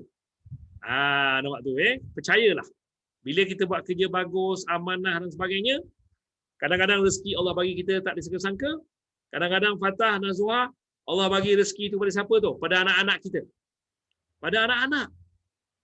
Anak-anak tu Allah bagi mudah. Walaupun kita duduk flat. Flat tahu aja tu. Situlah banyak kata orang masalah sosial dan sebagainya. Tapi anak kita selamat. Allah jaga anak kita. Sebab kita seorang yang amanah. Ingat tu. Bila kita amanah, Allah jaga kita dunia dan akhirat. Percaya cakap saya tuan-tuan. Dan Allah memudahkan semua urusan kita di dunia dan juga di akhirat. InsyaAllah. Okey Fatah, ada lagi soalan sebelum saya sambung lagi? Haji, ada persoalan dekat sini lah. Tadi Haji cakap, kita cakap pasal amanah dalam kerja dan sebagainya kan. Cuma dalam cabaran waktu BDR work from home ni, cabaran terbesar adalah nak seimbangkan antara kerja hakiki, kerja rasmi dan juga mengajar anak-anak lah bagi ibu bapa yang ada anak PDPR ni. Ada yang bertanya, adakah mengajar anak-anak itu dianggap tidak amanah pada kerjaya ataupun tugas rasmi? Kalau boleh Haji ulas sikit. Okey, bagus. Jadi sebab itu tuan-puan, saya nak sentuh sini dari segi kita kata dalam keadaan mencabar sekarang. Iaitu dalam masa sama kena kerja, masa sama misalnya PDPR, patut anak kita berada di sekolah dan tugas tu dijaga oleh cikgu. Sekarang mak bapak pun jadi cikgu. Tahu?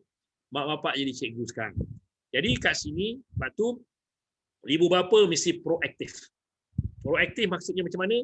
Yang pertama mesti tahu mengurus masa. Masa tu. Lepas tu saya beritahu tadi, kalau boleh kita maknanya kena berkorban sikit lah. Bangun awal, pukul 4.30, pukul 5, masak siap-siap, semua dah siap semua. So, bila kata pukul 8 tu masuk office, mungkin PDPR anak kita mungkin mula 7.30. 7.30 tu kita dah prepare dah siap. Siap dari segi laptop dia, dari segi apa semua. Yang penting kat sini saya nampak tidak timbul soal isu misalnya kita mencuri masa untuk PDPR. Sebab yang penting kat sini bagaimana kita nak mengurus masa dan juga kita kata mengurus jadual tu. Jadual kerja kita dengan jadual anak kita. Mana kita kena kata orang tu berfikir dan juga membuat kerja di luar kotak. Tak sama macam masa zaman sebelum apa kata COVID. Sekarang ni mak bapak kena kata orang tu memang kita kata, sebab tu saya kata bangun awal tadi tu. Kenapa suka bangun awal? Sebab apa? Bila kita bangun awal, katakanlah kalau seorang ibu, ayah ke bangun pukul 5 kan. Yalah kalau kita orang Islam boleh buat solat sunat tahajud. Lepas tu kita siap dah masak. Dengan dibantu oleh ayah. Kita tak bolehlah berada di zon selesa lagi macam dulu. Sebab kita nak nanti bila kita kerja, kita tak curi masa. Nampak tu. Sebab kita kalau boleh masa kerja tu mana tadi tu, kita dah siap dah semua. Makan, minum anak kita semua. Yang timbul soalan sekarang ialah, masa kita pukul 8 kerja, masa itulah kita baru nak masak. Baru nak potong bawang. Baru nak potong ikan. Masa itulah nak buat PDPR. Ini tak kenalah, tak betul lah. Sebab tu saya kata kena merancang tadi tu. Kena merancang. Allah bagi masa kita 24 jam. Jadi kita merancang awal tu. Bangun awal. Bangun awal pukul 5. Dia nak bangun awal ni pun tuan-tuan. Dia kena ada iaitu motivasi dalaman. Kena ada self-talk. Self-talk. Dalam ilmu tasawuf, dia panggil iaitu kita bercakap dengan diri kita sendiri. Malam-malam sebelum tidur. Kita baca 3 kul, kita baca ayat kursi dan kita cakap bahawa ya Allah kejut aku besok. Aku nak masak untuk anak-anak aku nak bangun tahajud, aku nak siapkan kerja dan sebagainya. Boleh tuan-puan. Tapi kat sini kita kalau suami isteri kena support each other lah. Tak ada masalah. Jadi bila dah masuk tu kita dah set up dah. Boleh lah kalau tengah-tengah tu misalnya tengah-tengah puan buat bekerja tiba-tiba anak menjerit. Mama, line tak ada. Boleh lah, pergi sekejap. Itu lain. Maksud saya ni ialah bila kita tak merancang masa. Pukul 8 baru nak potong bawang, pukul 8 nak potong ikan, pukul 8.30 baru nak pergi cari nasi lemak, nak cari misalnya kata orang tu roti canai. Habis macam mana tu? 8, 8.30, pukul 9. Ini yang kata tak amanah. Nampak tak? Tapi kalau kita dah plan awal-awal, plan awal-awal dah. Dan akan pada saya, dulu masa kita kerja masa sebelum PKP pun sampai juga. Kita keluar rumah mungkin pukul 6.30 takut jam. Lagi pula jam. Nampak tu, sekarang jam dah tak ada. Dalam rumah, duduk. Kan? Jadi sebenarnya benda ni sebenarnya atas diri kita. Disiplinkan diri kita. Soal kita kata nak tanya tadi tu, soal kita curi masa, tak curi masa, itu juga atas diri kita. Tapi kalau misalnya anak kita misalnya, Mama, lain tak ada ni sekejap. Kita pergi sekejap, 5 minit, 3 minit. Lepas tu kita balik kerja balik. Tapi kita dah plan awal. Nampak tu? Mana tadi pun masuk pun dah awal lah. 7.50 dah masuk kerja dah. Jadi, benda tu maknanya timbang balik. Antara yang kita kata kerjaya dan juga mengurus keluarga. Itu dia. Ada lagi Nazwa? Betul lah Haji, sebab saya sangat setuju. Sebab banyak kes yang dalam waktu PKP sekarang ni lah yang tak boleh nak keluar rumah apa semua, kes stres meningkat kan. Semua orang rasa stres atau tertekan, mana nak urus kerja sendiri, mana nak urus anak kan, mana nak urus anak belajar. Tapi apa yang penting pengurusan masa lah macam Haji cakap tu, kita merancang. Perancangan tu sangat penting. Dan sebab kalau kita tak merancang esok kita nak buat apa, itu end up-nya kita akan rasa tertekan. Alamak, semua nak buat dalam masa yang sama kan. Ya betul. Jadi yang penting kat sini tuan-tuan dan puan kita maknanya kata besok hari Jumaat besok. So hari ni ada hari Khamis. Jadi sekarang pukul 5 kan dah habis kerja dan sebagainya. Lepas tu kita pun merancang lah untuk besok. Contoh misalnya kita ada buku macam saya ni. Mana kita dah tulis tau. Okey, pukul 5 besok nak buat apa. Pukul 5 pagi bangun. Dan bukan itu saja. Merancang juga untuk kita kata apa nak masak lauk apa besok. Kadang-kadang anak-anak pun duduk rumah ni pun bosan juga, boring juga. Mama, asyik lauk itu je apa? Kalau 5 anak, 5 dia punya karakter dia. Ada setengah tu main makan je, dia tak kisah. Orang bagi apa dia makan lah. Telur kicap pun dia makan, jenis suka makan. Ada setengah demand. Mana ni? Mana ni? Chicken chop tak ada ke? Pula. Jadi kita kena plan. Kena plan betul-betul. Planning bukan saja masa kita duduk di pejabat. Duduk rumah. Jangan pula, sekarang ni kita punya mentality kita ialah kita duduk di rumah pun seolah-olah macam kita berada di pejabat. Ini amanah. Amanah tuan-tuan. Dah lama lah, setahun lebih, dekat setahun setengah dah tuan-tuan kita work from home. Contoh. Saya tahulah dekat Kementerian Sumber Manusia, ada company-company yang saya jadi panel, banyak boleh katakan semua work from home. Tapi kerja jalan macam biasa. Saya beri motivasi kepada yang buat sale, yang buat marketing. Sebab dia orang sekarang buat sale dah lain. Dulu pergi jumpa customer. Sekarang buat sale melalui kata orang tu online. Tapi target sama, profit sama. Kalau dulu misalnya dapat 2 bilion, ni pun kena dapat 2 bilion juga. Sebab nak bayar gaji pekerja ni yang ada ribu tuan-tuan nampak tu. Buat marketing sama juga. Jadi tidak ada beza tuan-tuan. Benda tu. Jadi begitu juga dengan tuan-tuan dan puan yang bekerja. Maknanya yang pertama sekali saya nak beritahu, saya ulang lagi sekali. Yang pertama ialah dari segi pengurusan masa. Masa kita tu. Lepas tu yang kedua ialah kita buat apa? Iaitu senarai kita punya checklist tu. Besok nak buat apa? Kadang-kadang kita ada meeting. Dan meeting kita pula tu sama dengan jadual PDPR 2 anak kita. Macam mana tu? Jadi itu semua kita kena plan. Ni, malam ni dah plan dah. Besok dan panggil anak-anak tu. Walaupun anak kita jam 4 jam 3 panggil. Kakak, halo, mai sini besok mama ada meeting juga tu. Jadi mama meeting sama tu pukul 8. Jadi kakak Along pun ada kelas PDPR. Jadi akak Along duduk sana jauh sikit. Sebab kita tak mau ni mengganggu suara. Tahu? Jadi mama dah siap lah semua ni semua. Okey sini mama dah. Mama Sebab tu dalam keluarga juga perlu ada musyawarah. Jangan ingat musyawarah ni dekat pejabat aja. Saya nak beritahu tuan-tuan kebanyakan kita dalam keluarga tidak ada musyawarah. Tidak ada mesyuarat tu. Ni silap kita. Silap besar kita. Sebab tu kalau orang tahu semua nak datang belajar ilmu kaunseling ni dengan saya, sebab apa nak belajar apa? Sebab tu kaunseling ni yang pertama sekali apa tuan-tuan? Kaunseling yang pertama sekali ialah bukan masalah. Ni jumpa ni Puan Nazoha, Puan Cik Fatah ni kaunselor berlesen ni, berdaftar. Dia orang qualified punya kaunselor. You datang jumpa dia, belajar macam mana apa dia. Jumpa kaunselor bukan makna kita ni bermasalah. Itu silap. Selama ni dalam pemikiran kita, kalau jumpa Cik Fatah ni, kau jumpa siapa tadi? Cik Fatah. Masalah lah kau ni. Dah cop macam tu. Kau jumpa siapa tadi? Puan Nazoha.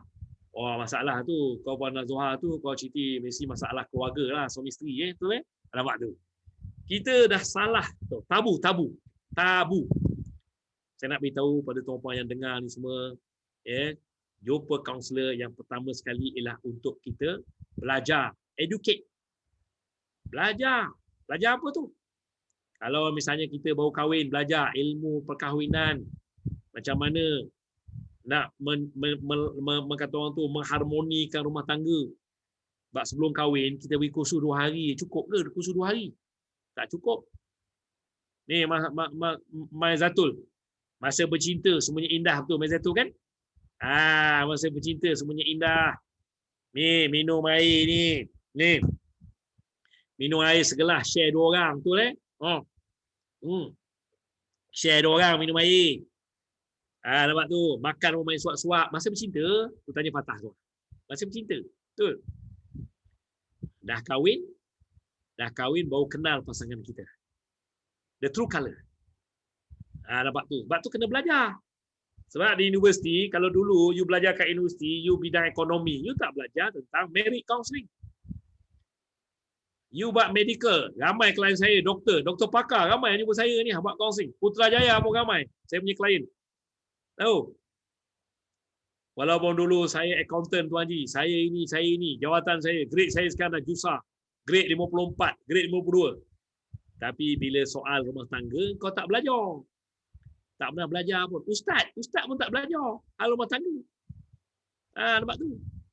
Jadi, pertama sekali jumpa kaunselor ialah lebih kepada untuk pembelajaran. Begitu juga nak bela anak kan. Tak pernah belajar tentang childhood education. Mana pernah belajar? Kecuali orang ambil counselling. Itu pun belajar 3 jam credit hour saja. Mana ada belajar? Lepas tu bagaimana nak mengurus anak bila masuk remaja? Bila juga kita kerja. Kita kerja pun sama juga. Nampak tu? Bagaimana kita nak bekerja, macam mana nak jadi seorang pekerja yang bermotivasi dan sebagainya. Jadi itu yang pertama, educate. Yang kedua, counselling lebih kepada pencegahan. Mula ada masalah sikit-sikit datang jumpa kaunselor. Ni yang paling ramai sekarang ni, betul Jumpa Cik Fatah, jumpa Puan Nazoha. Dan yang ketiga ni paling ramai sekali, iaitu counselling pemulihan. Dah teruk dah baru datang. Betul tak Fatah? Yang ni ramai kan? Counselling pemulihan. Jadi tuan-tuan dan puan sekalian ni, kalau boleh kita datang awal-awal belajar kaunseling ni. Belajar. Dan kalau kita dah mula ada stres sikit-sikit ke, kita mula ada misalnya rasa tekanan dengan benda, kita belajar. Kita belajar. Jangan segan silu untuk belajar. Itu sangat penting. Kalau boleh. Okey, Puan Nazoha, ada lagi soalan? Kalau ada soalan lagi? Okey, Ji. Sila. Saya ingin tanya satu je. Mungkin dalam keadaan sekarang ni lah, mungkin di luar daripada topik sedikit. Bila kita berada dalam BDA dan PDPR ni, kan, kita bercerita pasal amanah, pasal tanggungjawab, pasal keluarga. Tapi dalam masa yang sama, untuk kepentingan diri kita sendirilah. Kita percaya, dan saya rasa kalau kita tengoklah laporan media pun, sejak mutakhir ini banyak kes-kes kemurungan, depression, dan kadar stres yang tinggi. Mungkin Haji sebagai orang yang telah lama terlibat dalam bidang kaunseling ni, mungkin Haji boleh share sedikitlah kepada rakan-rakan kita yang menonton secara langsung hari ini. Mungkin boleh dapatkan tip-tip untuk mereka urus diri mereka dalam keadaan tertekan. Sebab saya percaya semua orang tertekan. Macam mana kita perlu redakan tekanan kita, dalam masa yang sama kita boleh melaksanakan peranan kita sebagai parent, sebagai pekerja dan juga sebagai masyarakat lah di sekitaran kita. Okey, terima kasih Cik Fattah. Memang kita kata sejak daripada 18 Mac 2020 klinik saya memang tak putus-putus saya terima klien dan ada yang datang kerana dah diberhentikan kerja, kemudian ada yang kita kata terutama juga yang kita kata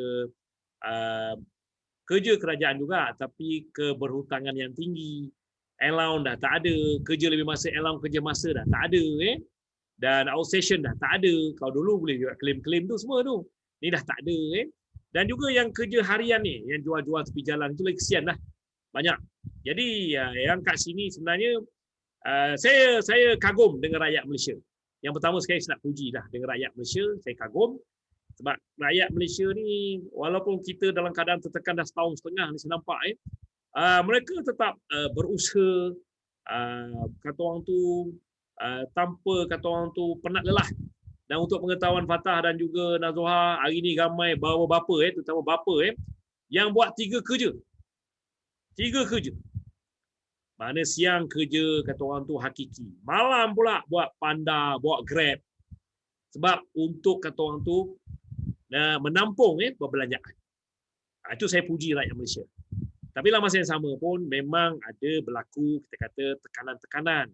Stres ni tetap berlaku walau macam mana pun. Jadi untuk tips ini saya nak berilah. Memanglah yang pertama sekali kalau kita orang Islam, mana seperti saya baca tadi ayat 155 156 surah Al-Baqarah, mana Allah memberi kata orang tu ujian kepada kita semua. Iaitu ujianlah sekarang yang kita hadapi ni dengan penyakit, dengan kelaparan, kemiskinan, kekurangan kewangan dan sebagainya. Memang dah ada dalam Quran. Allah uji kita. Dan itu kita sebagai orang Islam kena banyak kata orang tu mendekatkan diri lagi dengan Allah. Sebenarnya Allah nak suruh kita ingat dia lagi.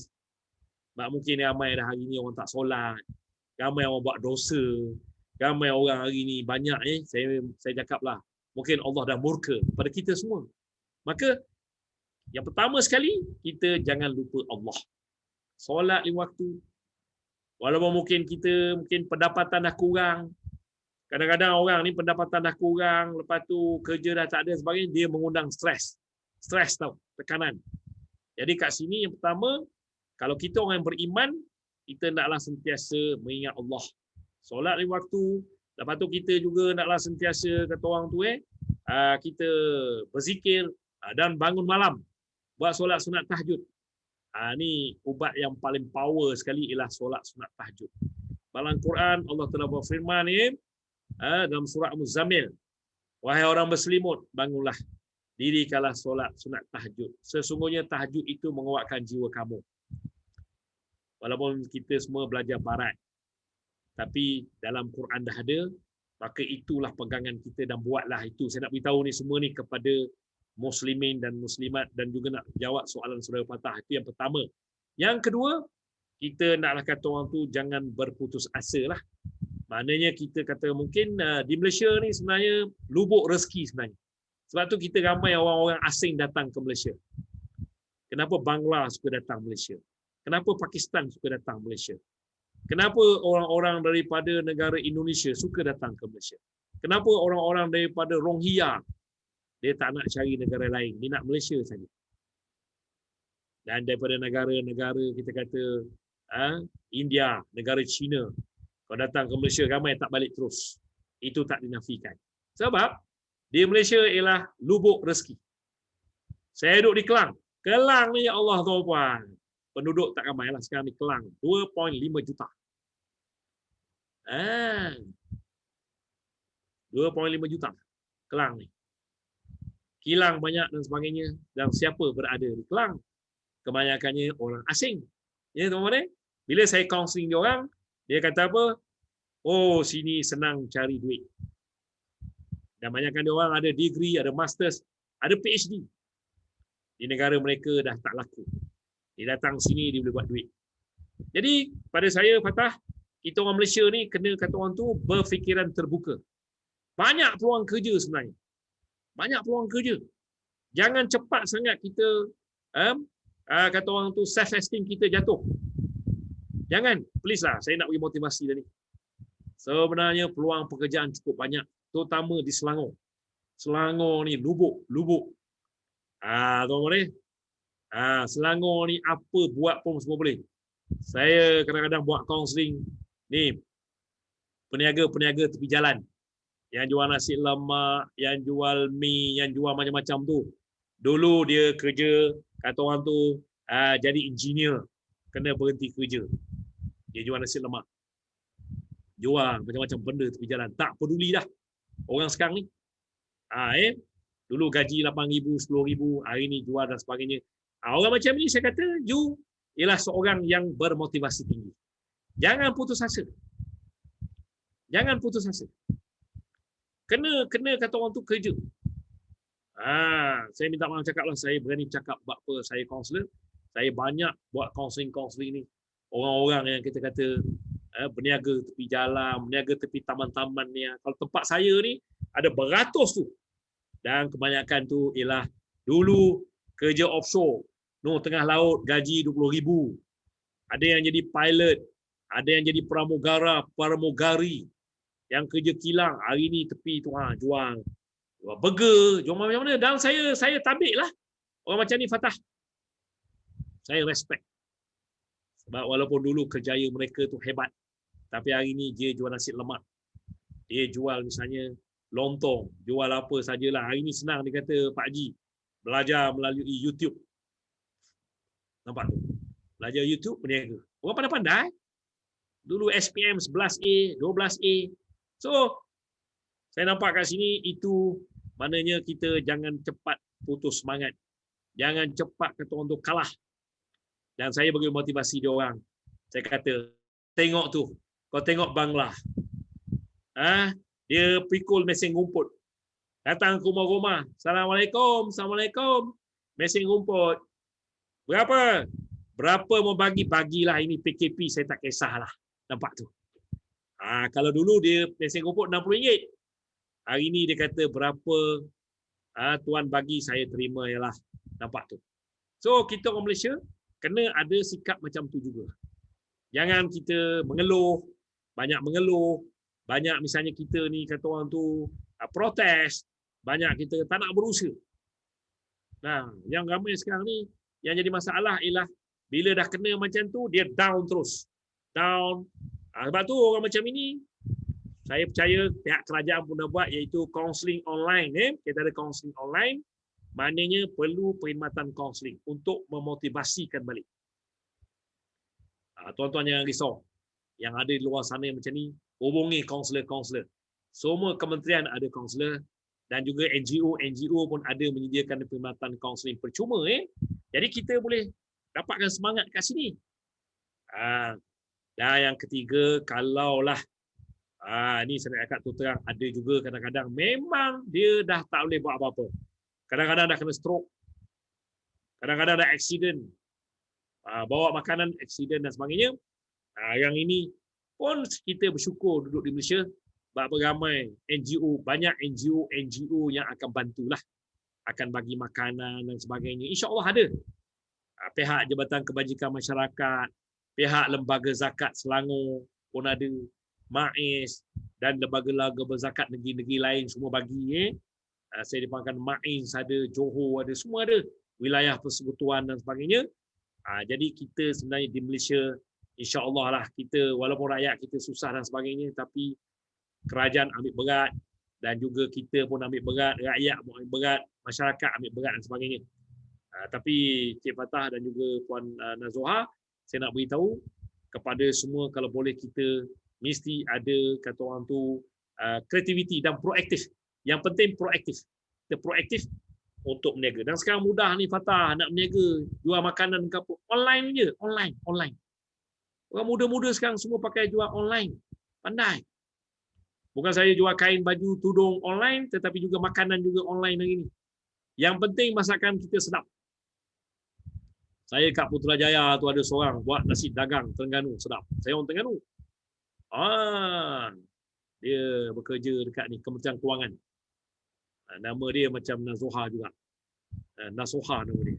Orang Terengganu. Dia buat nasi dagang sedap. Jadi saya order datang ke Kelang hantar. Walaupun hantarannya itu pun dekat RM70. Sebab tu. Tak apa. Orang tak kisah sekarang.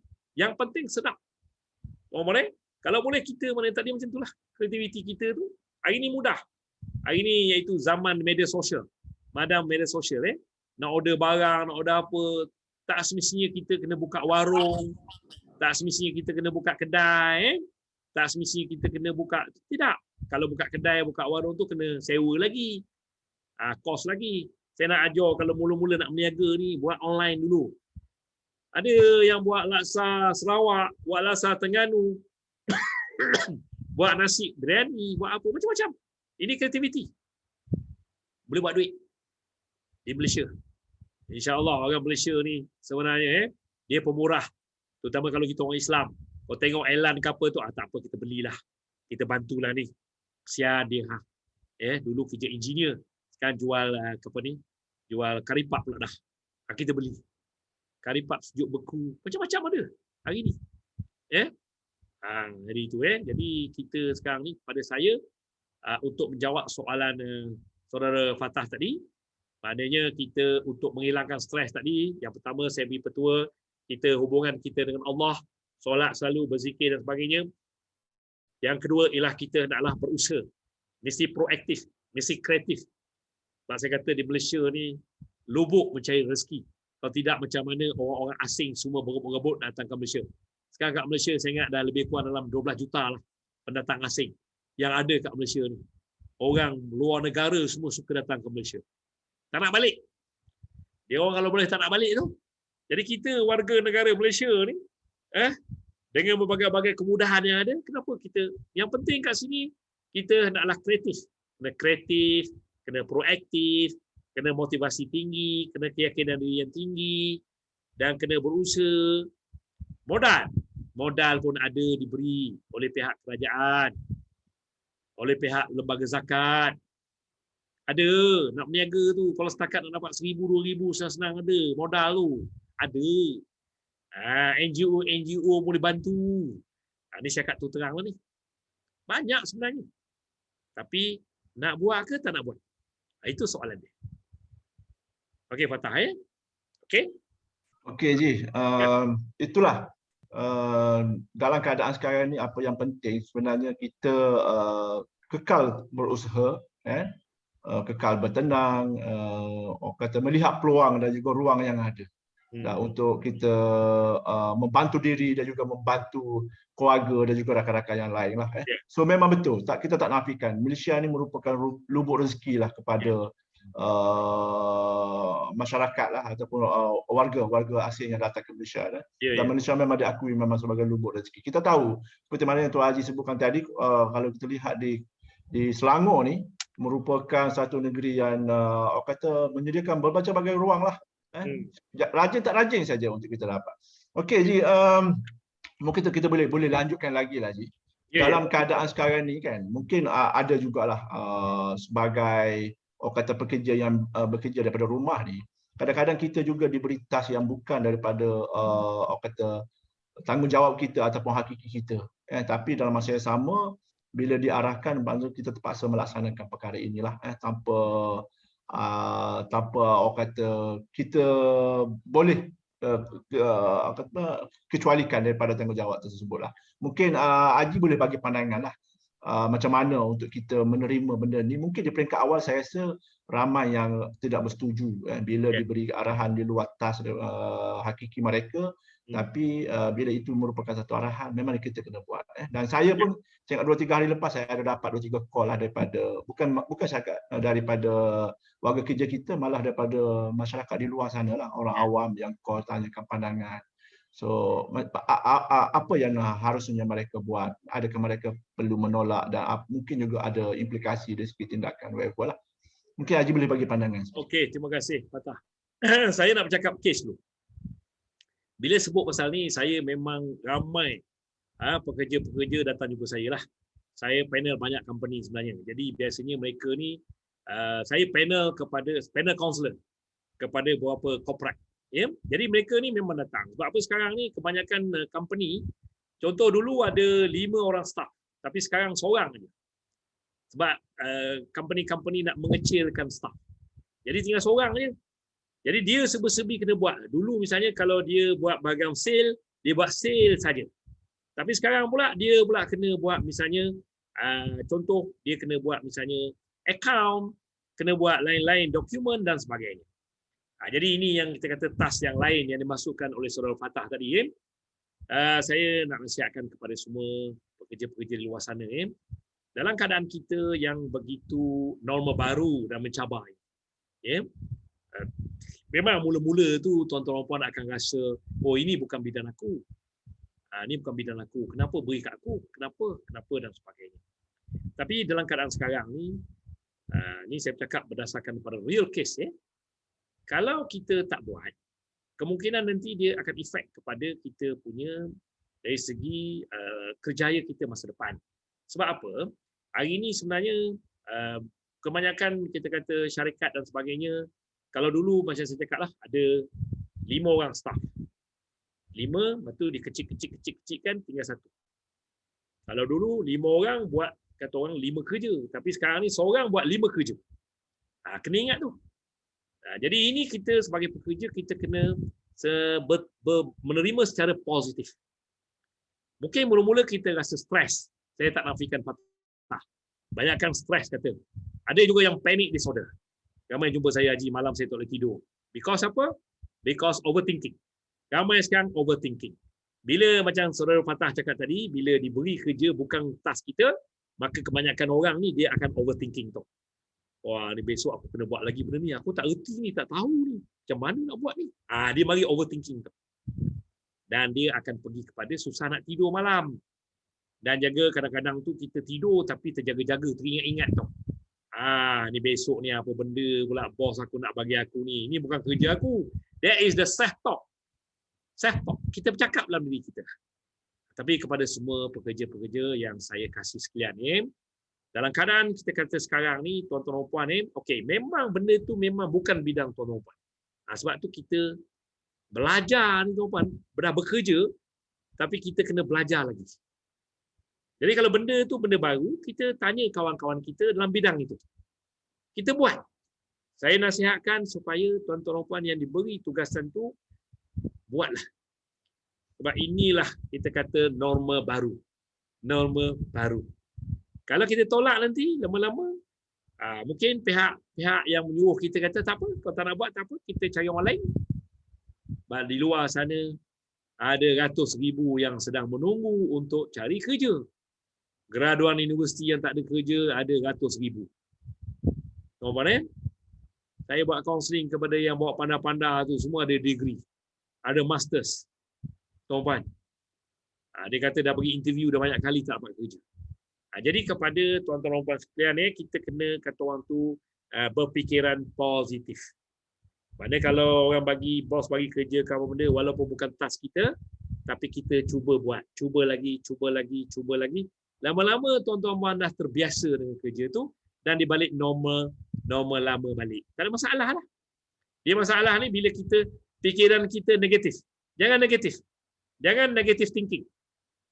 Jangan negative thinking maknanya apa tu? Bila bagi je, ini bukan aku punya. Aku tak nak buat. Habis. Dalam keadaan sekarang, kita tak boleh lagi macam tu. Kita kena berfikiran positif. Bila bagi je, okey. Dan lepas tu, jangan tanya lu, bos, saya tak tahu benda ni, bos. Macam mana nak buat? Ni bukan task saya, bukan apa. No. Jangan beri jawapan macam tu. Bila bos bagi, okey bos, no problem. Lepas tu barulah kita cari kawan-kawan kita yang pernah buat kerja ni, tanya dia dan belajar. Hari ni boleh belajar, teman-teman. Belajar melalui online boleh, belajar melalui telefon boleh. Dan lama-lama tuan-tuan dan puan-puan dah tahu benda tu, lepas ni bos beri je, okey. Mungkin lagi 2 bulan, lain pula task baru pula akan sampai. Jadi saya nak nasihatkan kat sini, supaya kita, tuan-tuan dan puan yang terima kerja-kerja task baru ni, more positif. Jangan negative thinking, positif, dan juga jangan kita kata kita ada kata orang tu perasaan-perasaan irrational dalam bahasa kaunseling. Kita hendaklah perasaan rasional. Emosi kita tu rasional tu. Pemikiran kita rasional. Okey, boleh, no problem. Sebab tu orang-orang yang berjaya, orang biasanya dia sentiasa positif. Orang yang berjaya ni, positif dia. Dan nak saya percaya tuan-tuan yang ada dalam ni, muda-muda lagi. Nak kerja lagi 20 tahun. Nak kerja lagi 25 tahun. Bayangkan tuan-tuan, saya tak tahu, kita tak tahu lagi tu. Tahun 20, 35 tahun benda yang berlaku, kita tak tahu. Tak tahu lagi. Ni baru 20-21. Tuan-tuan, dia akan berlaku ni perubahan-perubahan dalam kita kata kerjaya. Perubahan dalam kerjaya. Semua mungkin akan datang semua menggunakan teknologi. Macam sekarang lah, budak-budak belajar PDPR kan. Mana kita sangka hari ni belajar melalui PDPR tak payah pergi sekolah. Nampak tak? Mak bapak pun kena duduk sama-sama jadi cikgu. Mak bapak jadi cikgu hari ni. Mana kita sangka? Tak sangka benda ni semua. Jadi pada saya yang penting Fatah kat sini, pekerja-pekerja hendaklah sentiasa berfikiran positif dan menerima kerja tu dengan hati yang terbuka tu. Terbuka. Okey, no problem, relax. Barulah you boleh teruskan. Inilah norma baru. Inilah norma baru. Norma baru bukanlah pakai mask saja, bukan cocok COVID ni vaksin. Tetapi hari ini norma baru juga ialah dalam dunia pekerjaan. Dan saya percaya Fatah dan juga Nazoha akan banyak lagi norma-norma baru dalam pekerjaan yang akan ikuti selepas ini. Banyak lagi norma baru. Termasuk tugas kita sebagai kaunselor juga. Kena banyak mungkin yang kita belajar kat universiti dulu pun dah tak relevan lagi dah. Sekarang ni kita akan pergi kepada reality yang berlaku pada hari ini. Okey, Fatah Ya, Ji.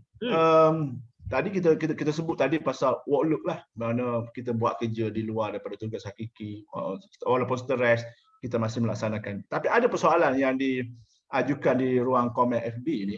Ya. Mereka yang mungkin bila bekerja daripada rumah ni, mungkin rutin kerja hakiki mereka tu memang agak sukar nak melaksanakan. Ya, mungkin yang melibatkan urusan pekerjaan kan. Dan mereka melihat mungkin bila berada kat rumah ni, so mereka tidak ada kerja. Tak ada kerja nak dilaksanakan. Tapi dalam masa yang sama, menjadi satu tekanan kepada mereka. Ya, sudah tentulah bila kita berdiak ni, saya rasa penyelia atau ketua jabatan memerlukan report kan. Bukan sebenarnya orang yang banyak kerja tu stres. Orang yang tak ada kerja pun juga stres sebenarnya, Ji. Okey, Ji. Okey, bagus soalan tu Fatah. Jadi yang ada kerja banyak stres, yang tak ada kerja pun stres. Betul Baik. Kepada yang tak ada kerja, mudah je. Mungkin kita tengok apa bidang kerja kita dan sebagainya. Mungkin yang di sinilah perlunya komunikasi. Komunikasi kita dengan penyelia kita, dengan ketua kita, tanyalah. Jangan diam. Dia ada setengah tu, kadang-kadang tak ada kerja, kita diam. Senyap je. Sebulan dah senyap. Itu tak kena. Sebab kadang-kadang penyelia ni dan juga bos kita ni banyak kerja. Tapi tiba-tiba je dia mari, dia pun kata nak buat report. Minta report. Jadi, tuan-tuan dan puan kata nak hantar report apa? Kerja tak ada. Bos tak bagi. Dan bos akan tanya juga, kenapa kau tak tanya aku? Ini masalah komunikasi.